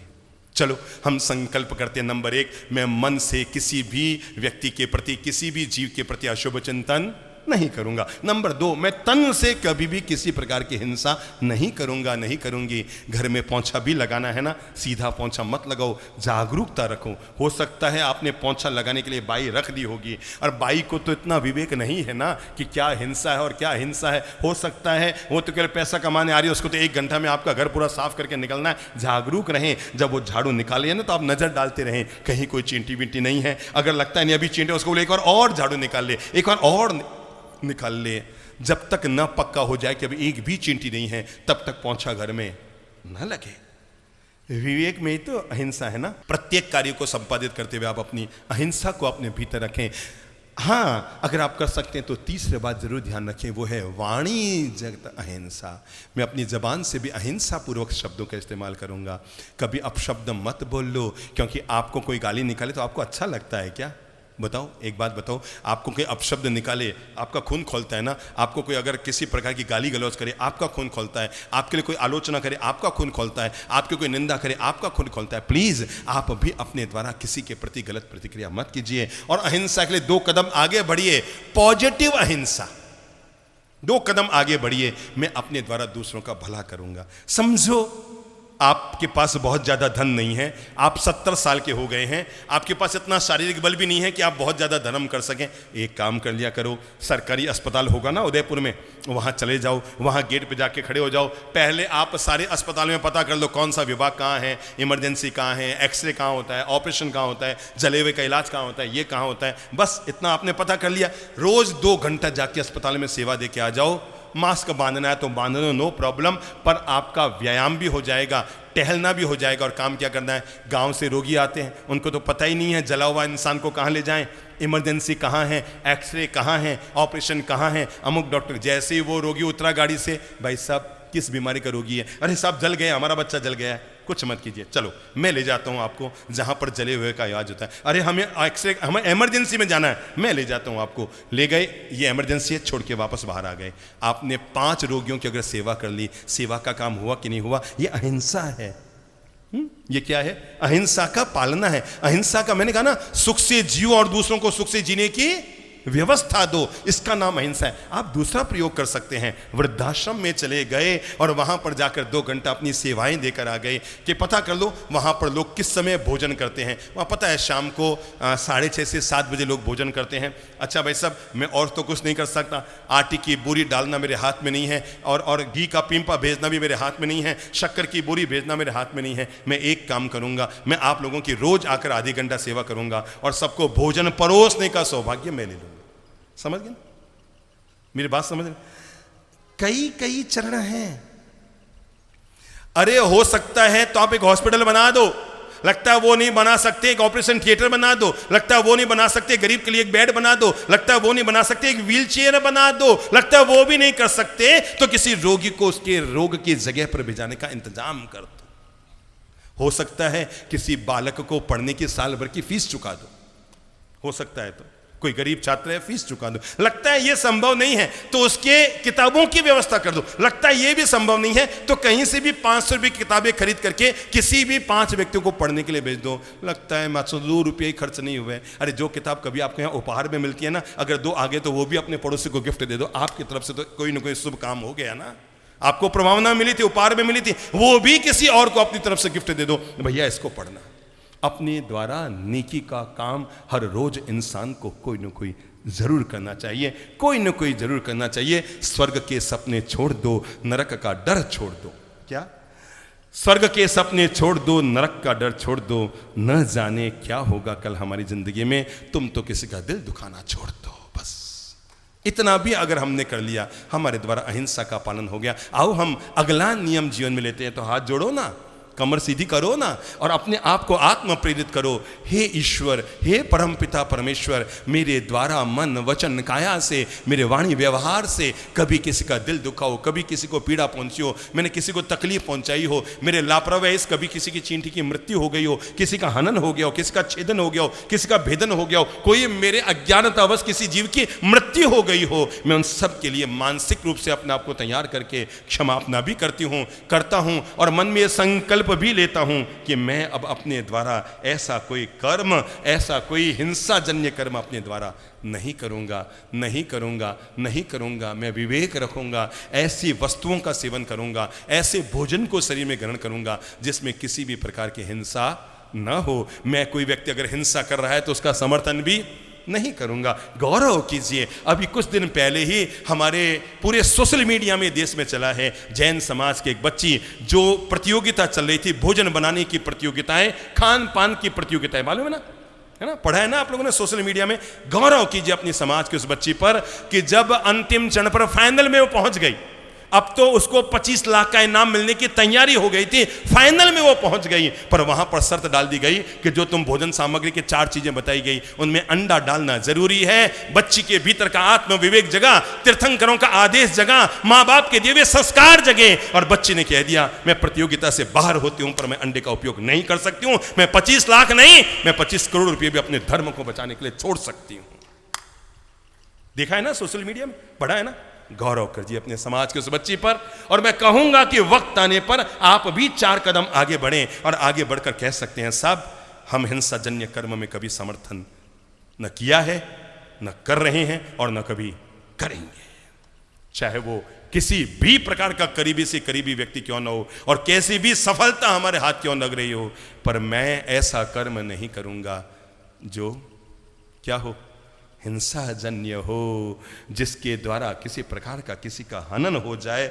मैं ऐसा कर्म अपने द्वारा नहीं करूंगा, नहीं करूंगा, नहीं करूंगा। दूसरा नियम भी ले लो, छोटा साधा नियम, फटाफट 5 मिनट में बात पूरी कर लेता हूं ताकि 5 नियमों पर चर्चा हो जाए। और दूसरा नियम है, अपने जीवन में हम सभी लोग दूसरे नियम को भी जोड़ने की कोशिश कर लें।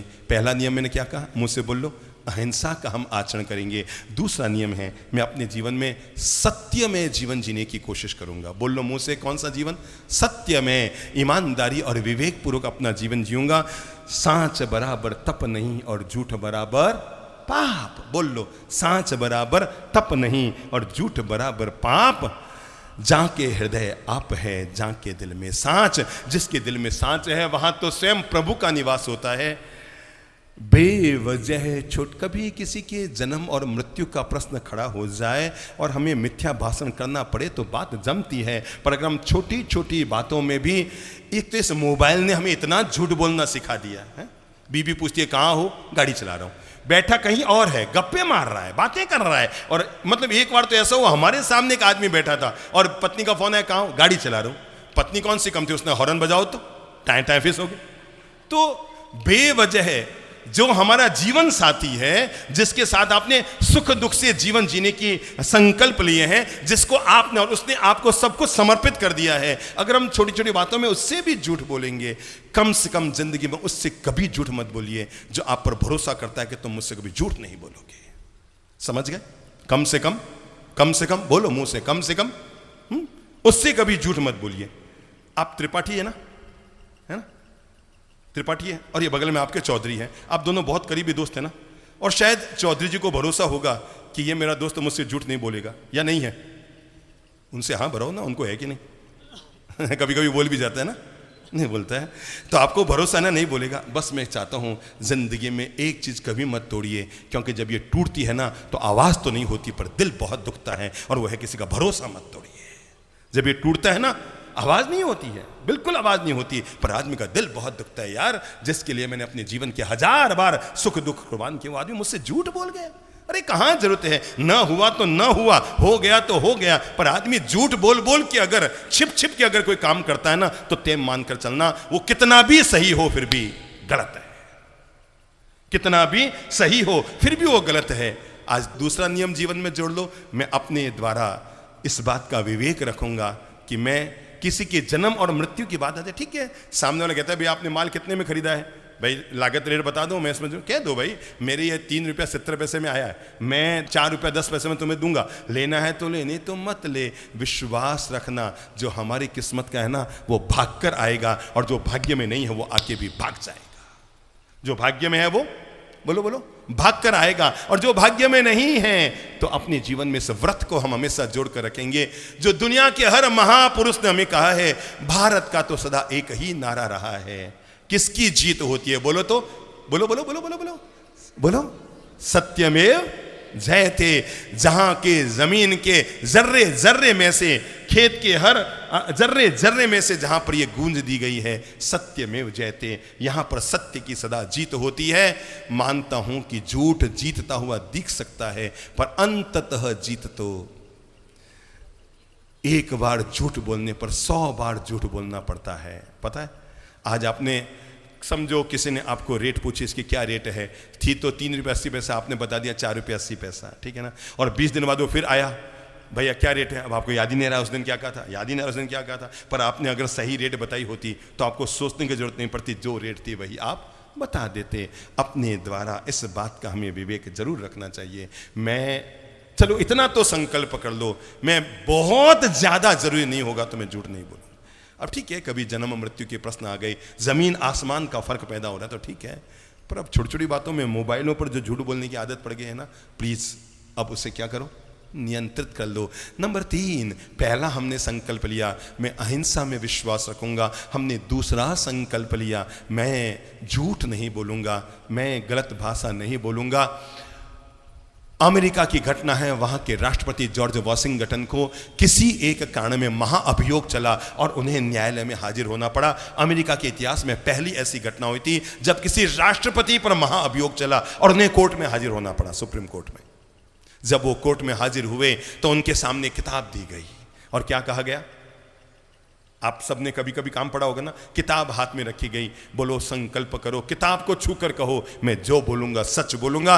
जॉर्ज वॉशिंगटन ने कहा कि इस वॉशिंगटन को सच बोलने के लिए किताब की कसम खाने की जरूरत नहीं है, क्योंकि मैंने जिंदगी में कभी झूठ नहीं बोला है। और तब उन्होंने कहा मैंने इसलिए नहीं बोला है क्योंकि जब मैं 8 वर्ष का था मैंने एक बार घर में चोरी कर ली थी और मेरी मम्मा ने मुझसे पूछा था कि तूने $1 लिया, मैंने कहा मम्मा मैंने नहीं लिया।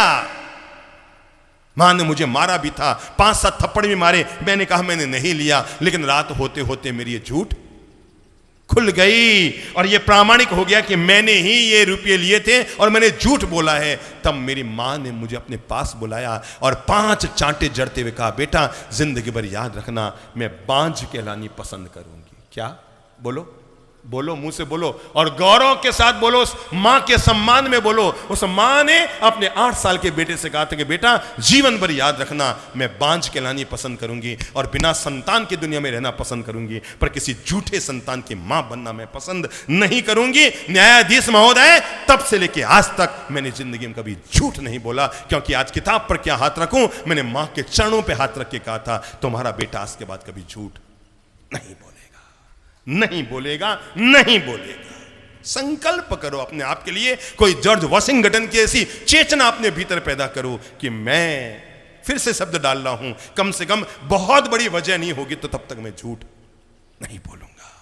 नंबर 3, और जो तीसरा नियम हमारे जीवन को निर्मल और पवित्र बनाने के लिए है, हमारे जीवन को उजाले से भरने के लिए है, हमारे मन को निर्मल और पवित्र बनाने के लिए है, हमें एक नैतिक और ईमानदार इंसान बनाने के लिए है, और वो है मैं अचौर्य व्रत को जीऊंगा।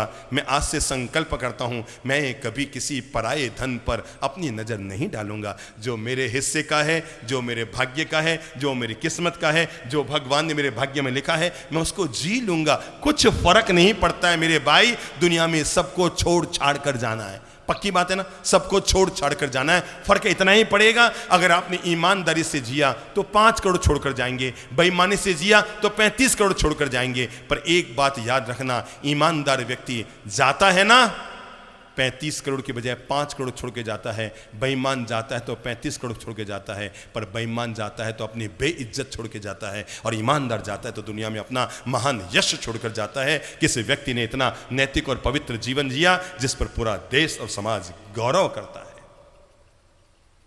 मैं कभी किसी पराये धन पर अपनी नजर नहीं डालूंगा।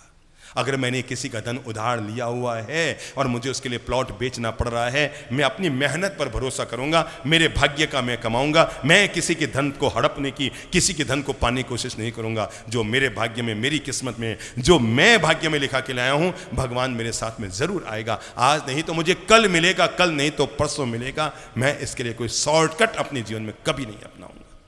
चोरी कर्म से अपने आप को बाहर निकालो, कभी किसी के पराये धन को। अच्छा, एक बात बताओ, अगर आपका कोई 10,000 रुपये चुरा ले, आपके मन को अच्छा लगता है कि बुरा लगता है? बताओ तो, हैं? अगर आपकी सोने की चैन खो गई हो, आपने यहाँ पर अनाउंस कराया किसी को मिली हो तो दे दें, पर किसी ने नहीं बोला, तो आपका मन कितना दुखेगा। सोचो, जब किसी और का मन दुखता है तो आप जब उस चैन को लेकर जाते हैं और कभी आपकी चैन खोती है, दुनिया में सब चीज़ लौट कर तो आती है ना। इसलिए संकल्प कर लो, हाथ जोड़ो। तीसरा नियम जीवन में धारण करते हैं, क्या? बोलो अपने मुंह से, मैं, मुझसे बोलो, मुझे पता है हिल जाओगे। कर्म तेरे अच्छे हैं तो किस्मत तेरी दासी। बोल लो, कर्म तेरे अच्छे हैं तो किस्मत तेरी दासी। एक और बोल लो, कर्म तेरे अच्छे हैं तो किस्मत तेरी दासी, और नियत तेरी साफ है तो समझ ले घर में तेरे मथुरा और काशी। क्या साफ है तेरी? क्या साफ है? एक आदमी आपका वो मित्र है जिसका वक्त खराब हो गया है। क्या है? वो गरीब है, उसको सहयोग की जरूरत है, वो आपसे 2 लाख रुपए लेना चाहता है, वो गरीब है पर उसका वक्त खराब हो गया, नियत सही है। एक आदमी का वक्त तो सही है पर नियत खराब है। एक और बुद्धि लगाकर सोचो, आपके 2 लाख रुपए वापस किससे आने की संभावना है? गरीब से कि उस नियत खराब वाले अमीर से? वक्त तो कल बदल जाएगा और वो आपका रुपया चुका देगा, पर जिसकी नियत खराब है उसका 1000 बार वक्त सुधर जाए, कभी वो आपका रुपया चुकाने वाला नहीं है। इसलिए गरीब का साथ निभा देना, भले उसका वक्त खराब हो, पर उसका साथ छोड़ देना जिसकी नियत खराब हो, क्योंकि नियत खराब वाला व्यक्ति दूसरे के धन को हमेशा हड़पना चाहेगा। नंबर 4, चौथा नियम जीवन में जोड़ना है जो हमारे जीवन को निर्मल और पवित्र बना दे, हमारे जीवन को मीठा मधुर बना दे, हमारे जीवन को नैतिकता का मार्ग दे दे। और उस चौथे नियम का नाम है, मैं अहिंसा का पालन करूंगा, मैं झूठ नहीं बोलूंगा, मैं चोरी नहीं करूंगा। चौथा मंत्र अपने मुंह से बोल लीजिए, मैं हमेशा शीलवान बनकर जीऊंगा। कौन सा? शीलवान बनकर जीऊंगा। ये बेहद जरूरी है। किसी भी व्यक्ति के लिए अपनी जिंदगी में जिस मंत्र को बेहद जी लेना चाहिए वो है, मैं शीलवान बनकर जीऊंगा। मैं अपने मन को कभी खराब नहीं करूंगा, नजरों को खराब नहीं करूंगा, दिमाग को खराब नहीं करूंगा। मैं तन मन और जीवन में हमेशा शील व्रत को धारण करके जीऊंगा। हमारा इतिहास ऐसे शीलवान महापुरुषों से भरा हुआ है जिन्होंने अपने शील और संयम को बचाने के लिए प्राणों तक का परित्याग कर दिया। कल ही हमने नवकार मंत्र का जब विश्लेषण सुन रहे थे तो हमने सेठ सुदर्शन की बात सुनी थी ना। भाई ये तो अपनी अपनी अपनी अपनी नियम और संकल्प की बात है। कोई संत भी किसी मेनका के आने पर डिगमगा जाता है, समझ गए? किसी मेनका के प्रकट होने पर कोई संत भी डिगमगा जाता है, और कोई सुदर्शन जैसा पक्का संकल्प का श्रावक हो तो राजा की रानी भी डगमगाने लग जाए पर वो डिगमगाता नहीं। और नहीं तो कोई विश्वामित्र जैसा व्यक्ति तो मेनका के आने पर संत होकर भी डिगमगा जाता है। व्यक्ति को मानसिक संकल्प करना होगा, मैं पूर्णतया अपने जीवन में शील व्रत का धारण करूंगा। और एक गृहस्थ के लिए ये नियम और संकल्प लेना बेहद जरूरी है। भगवान महावीर स्वामी ने ये व्रत दिया है, ये नियम दिया है। बुद्ध, महावीर, कृष्ण, राम सब ने ये संकल्प दिया है कि मैं शीलवान रहूंगा, यानी अपने आप को एक पत्नी तक, बोल लो मुंह से, बोलो, अगर आप गृहस्थ हैं तो बोल लो, एक पत्नी तक। जिसके दो वाली मनसा हो तो भली चुप रह जाओ, बाकी सब बोल लो। क्या है, मैं अपने आप को, मैं देख रहा हूं सबका हो, कौन एक वाला कौन दो वाला बोलता है? मैं अपने आप को किस पर, बोलो किस पर? एक आदमी अपने पड़ोसन से प्यार करने लग गया, बेहद। किससे? पड़ोसन से। एक दिन उसने देखा, अब वो पड़ोसन से प्यार करता तो जब भी वो आती जाती उस पर नजरें रखता, अच्छा जा रही है, आ रही है, दिमाग में खुरापाते चलती रहती। एक दिन उसने देखा कि वो जो पड़ोसन है ना, वो उसके बच्चे से, किसके बच्चे से? उसके बच्चे से बड़ी गुलगुली मिलकर बातें कर रही है। तो उसे लगा, ओ जैसे मैं उसको चाहता हूं वैसे वो भी क्या मुझे चाहने लगे, तभी तो मेरे बच्चे से गुलगुल के मिलकर बातें कर रही है। बच्चा जब आधे घंटे बाद घर में आया तो पापा जिसको कमरे में लेकर गए, इधर इधर इधर अंदर लेकर गए, बता वो पड़ोस वाली आंटी क्या बोल रही थी? क्या पूछा? पापा वो आपके बारे में मेरे बारे में बातें कर रही थी, बता क्या करे? पापा 50 का नोट दो तो बताऊं। किसको पूछूं कि आप हां भरेंगे कि ना कहेंगे? किसको पूछूं? बोलो क्या कहेगा वो आदमी? वो वाली आंटी जिसको वो इलू पीलू कर रहा है, और वो वाली आंटी उस बच्चे से बातें कर रही थी, और वो बच्चा उस आंटी का राज खोलने वाला है, और उसके लिए वो कितना मांग रहा है? 50 रुपया। आप क्या करोगे, दोगो कि नहीं? मुंह खोल के बोलना पड़ेगा, मन से मत बोलो। दोगे कि नहीं? हैं? दोगे ना? तो जोर से बोलो ना। किसी का इधर, बहनों आप उधर मत देखो, मेरी तरफ देखो, ठीक है? अब आज भी घबरा रहे हैं कि यार कहीं घरवाली घर जाती भिड़ेगी, तुमने हाँ कैसे बोला? दोगे ना? पक्की बात है, दोगे? तय है भाई, दोगे। इनको भी पता है कि देंगे ही देंगे। उसने कहा हाँ चल ले 50 का नोट। उसने कहा एक और दो तो बताऊं। अब क्या करोगे? हैं? हाँ, लोग बेटे सब यूं कर रहे हैं, देंगे। वो वाली जिसको अब चाले लग गए। और मैं आपको कैसे बताऊं, छोरा इतना बदमाश, इतना शैतान, उसने अपने बाप से 8 नोट ले लिए 50 के। अब तो बाप उसके पांव में गिर गया, बेटा अब हो गया, बस अब तो बता दे, बस। उसने कहा पापा वो आंटी है ना, वो आपके बारे में बातें कर रही थी, खूब मीठी मीठी बातें कर रही थी, और वो आंटी कह रही थी तुम्हारे पापा है ना मेरे सगे भाई जैसे लगते हैं। उसने कहा इधर आ, पहले मेरे रुपये निकाल, करम फूटा, मेरे रुपये निकाल। मन की स्थिति सही कर लो मेरे भाई। व्यक्ति के जीवन का अगर सबसे अनमोल कोई संपत्ति है, कमर सीधी करो, रवाना होने से पहले मंत्र ले जाओ। और मंत्र इतना सा है, अगर आपके जीवन में आपका धन गया है तो समझो कुछ नहीं गया है, फिर से मेहनत करोगे और कमा लोगे। अगर आपकी जिंदगी में आपका स्वास्थ्य गया है, थोड़ी चिंता की बात है, क्योंकि पता नहीं वापस ठीक हो पाओगे कि नहीं हो पाओगे। पर अगर आपके जीवन से आपका चरित्र, आपका संयम, आपका शील अगर हाथ से निकल गया है, एवरीथिंग इज लॉस्ट, आपने जीवन का सब कुछ खो दिया है। समझ में आ गए? आपने क्या कर दिया? अपने जीवन का सब कुछ खो दिया है अगर आपने वो चीज खो दी है। तो मैं एक इतिहास की बड़ी प्यारी कहानी कहकर आप लोगों को रवाना करूंगा, और मैं चाहूंगा आज दिन भर उस कहानी का आप चिंतन जरूर कीजिएगा। कहते हैं श्री राम सीता मैया के साथ उनका विवाह हुआ, और विवाह के बाद अयोध्या में आए। पहली रात, क्या कहते हैं उस रात को? बोलो कौन सी रात? सुहाग रात। प्रभु जी मेरे काम नहीं पड़ा तो आपसे बुलवाऊं ना। तो उस रात का नाम क्या था? सुहाग रात। कहते हैं सीता मैया अपने कक्ष में 11 बज गए, 12 बज गए, 12:30 बज गए, 1 बज गए, 1:30 बज गए। राम जी तो आए ही नहीं पहली रात। अरे भाई कहां उलझ गए, आए ही नहीं, 1:30 बज गए। माथा घुमा कि कहीं कुछ गड़बड़ नहीं हो गया, कहीं कुछ मामला बिगड़ नहीं गया, कहीं राजमहल में कोई अपसुकन नहीं हो गया, कहीं कोई किसी ने टोका टोकी नहीं कर दिया कि ये कैसे कर दिया तुमने। लगभग 1:30 बजे पूरे हुए, 1:45 बजने वाले थे। मुस्कुराते हुए राम प्रभु जी सीता के राजमहल में आए। सीता ने आते ही प्रणाम किया और कहा प्रभु आने में बड़ी देर कर दी, क्या हो गया था? कुछ नहीं, मां ने रोक लिया था।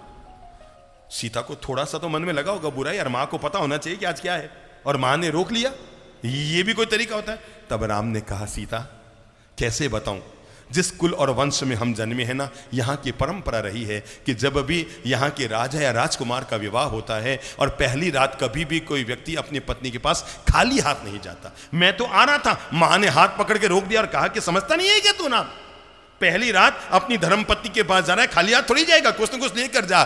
तब मैंने कहा मेरे पास तो कुछ नहीं है माँ, आप दे दो।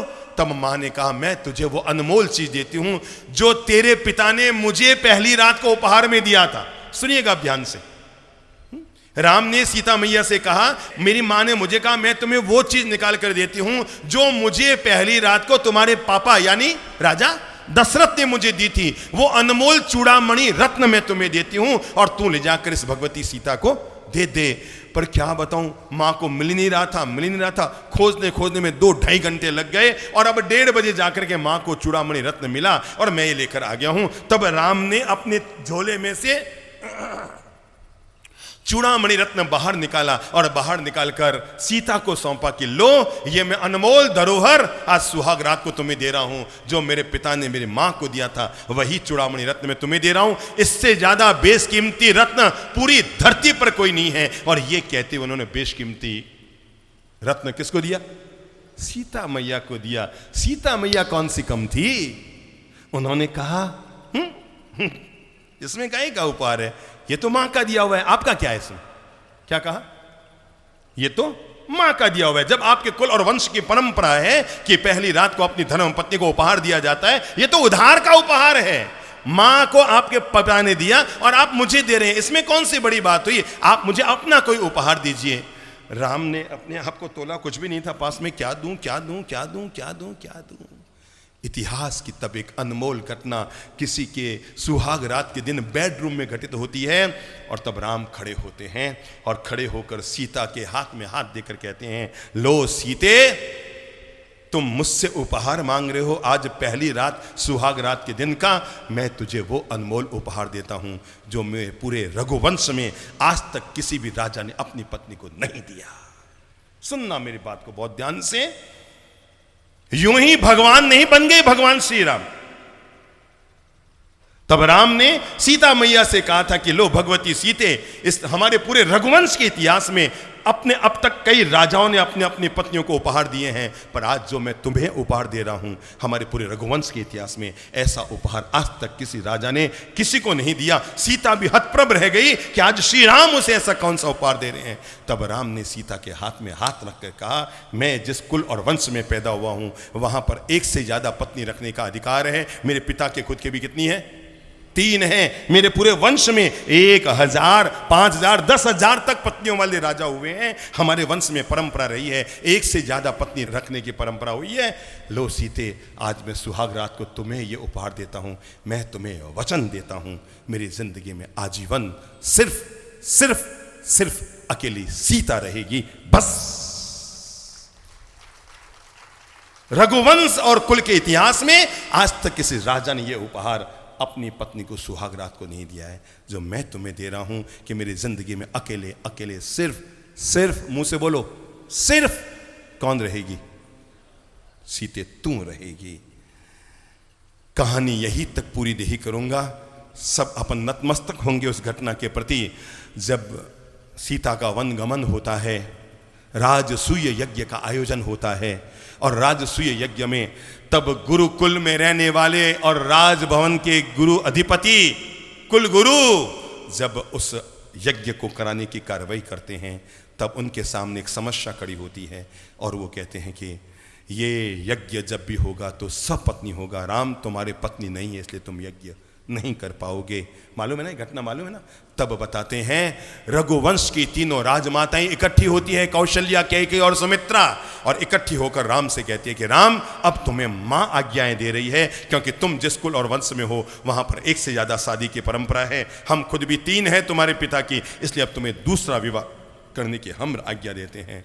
राम कहते हैं, मां ऐसा नहीं हो सकता क्योंकि मैंने सुहाग रात को सीता को वचन दिया है, धरती के इतिहास में ऐसी घटना कभी नहीं घटी, कभी नहीं घटी। जब से मानव जाति पैदा हुई है तब से लेकर यह घटना केवल तभी घटित हुई थी। तब धरती पर शील व्रत की स्थापना करने के लिए, एक पत्नी व्रत के नियम को स्थापित करने के लिए भगवान श्री राम आदर्श उपस्थित करते हैं। वो दूसरा विवाह नहीं करते। सोच सोच कर सोचो इतिहास क्या घटना करती है। उस समय सीता की एक मूर्ति बनाई जाती है। याद है घटना? याद है, याद है, याद है, याद है। अगर ईश्वर ने आपको हाथ दिए हों तो भगवान श्री राम के प्रति नतमस्तक होकर ताली जरूर बजा लीजिएगा। जब राम कहते हैं मैं दूसरा विवाह नहीं करूंगा, राजमाताएं कहती हैं हमारी आज्ञा है, क्योंकि हमारे वंश में तो एक से ज्यादा विवाह करने की परंपरा है, तुम क्यों नहीं करोगे? राम कहते हैं जैसे मैंने पिता के वचन के लिए 14 साल का वनवास लिया, वैसे मैंने अपनी पत्नी को भी क्या दिया है? वचन दिया है। धरती के इतिहास में प्रथम ऐसा यज्ञ होता है जब सीता की मूर्ति बनाई जाती है। राम यज्ञ को पूरा करते हैं। यहाँ श्री राम बैठे हैं, वहाँ भगवती सीता की मूर्ति बैठी है। इसे कहते हैं अपने द्वारा शील व्रत के पालन के लिए आदर्श की स्थापना करना। हाँ मेरे भाई, हम इतने महान इतिहास को अपने दिलों में संजोए हुए हैं। अपनी ज़िंदगी में भी इन नियमों को हम जीने की कोशिश करें। और उठने से पहले 5वां नियम अपने आप के लिए ज़रूर जोड़ लीजिए, और वो अंतिम 5वां नियम है अपरिग्रह का नियम। हम जीवन में ज़रूर जिएं। अगर हमारे पास ज़रूरत से ज़्यादा धन है, अपना कदम आगे बढ़ाओ। हालांकि हम 5-7 दिन बाद फिर इस विषय पे चर्चा करेंगे, पर हम अपना कदम आगे बढ़ाएं। और जिनके पास ज़रूरतमंद लोग हैं उनको अपने धन का सदुपयोग कराने के लिए उपयोग करें। भगवान कहते हैं तुम्हें जितनी आवश्यकता है आप उतना धन का ज़रूर उपयोग करें, पर ज़रूरत से ज़्यादा अगर धन है तो उसे दीन दुखियों के कल्याण के लिए, मानवता के कल्याण के लिए, आम इंसान के कल्याण के लिए, मानवता की भलाई के लिए, दीन दुखियों की भलाई के लिए अपने धन का वो हिस्सा ज़रूर निकालें। और ज़रूरत से ज़्यादा धन इकट्ठा करके अपने भीतर मोह और माया को पैदा ना करें। मैंने छोटी छोटी 5 बातें आप लोगों की ज़िंदगी में डाली है। हाथ जोड़ लो, हाथ जोड़कर मुंह से बोल लो, मैं अपने जीवन में अहिंसा के नियम को जीने की कोशिश करूंगा। मैं अपने जीवन में अहिंसा व्रत को जीऊंगा। मैं अपने जीवन में सत्य व्रत को जीऊंगा। मैं अपने जीवन में अचौर्य व्रत को जीऊंगा। मैं अपने जीवन में शील और ब्रह्मचर्य व्रत को जीऊंगा। हाँ, मैं संकल्प करता हूँ मैं जरूरत से ज़्यादा धन का संग्रह नहीं करूँगा और अपने धन का लोगों के लिए उपयोग करूँगा।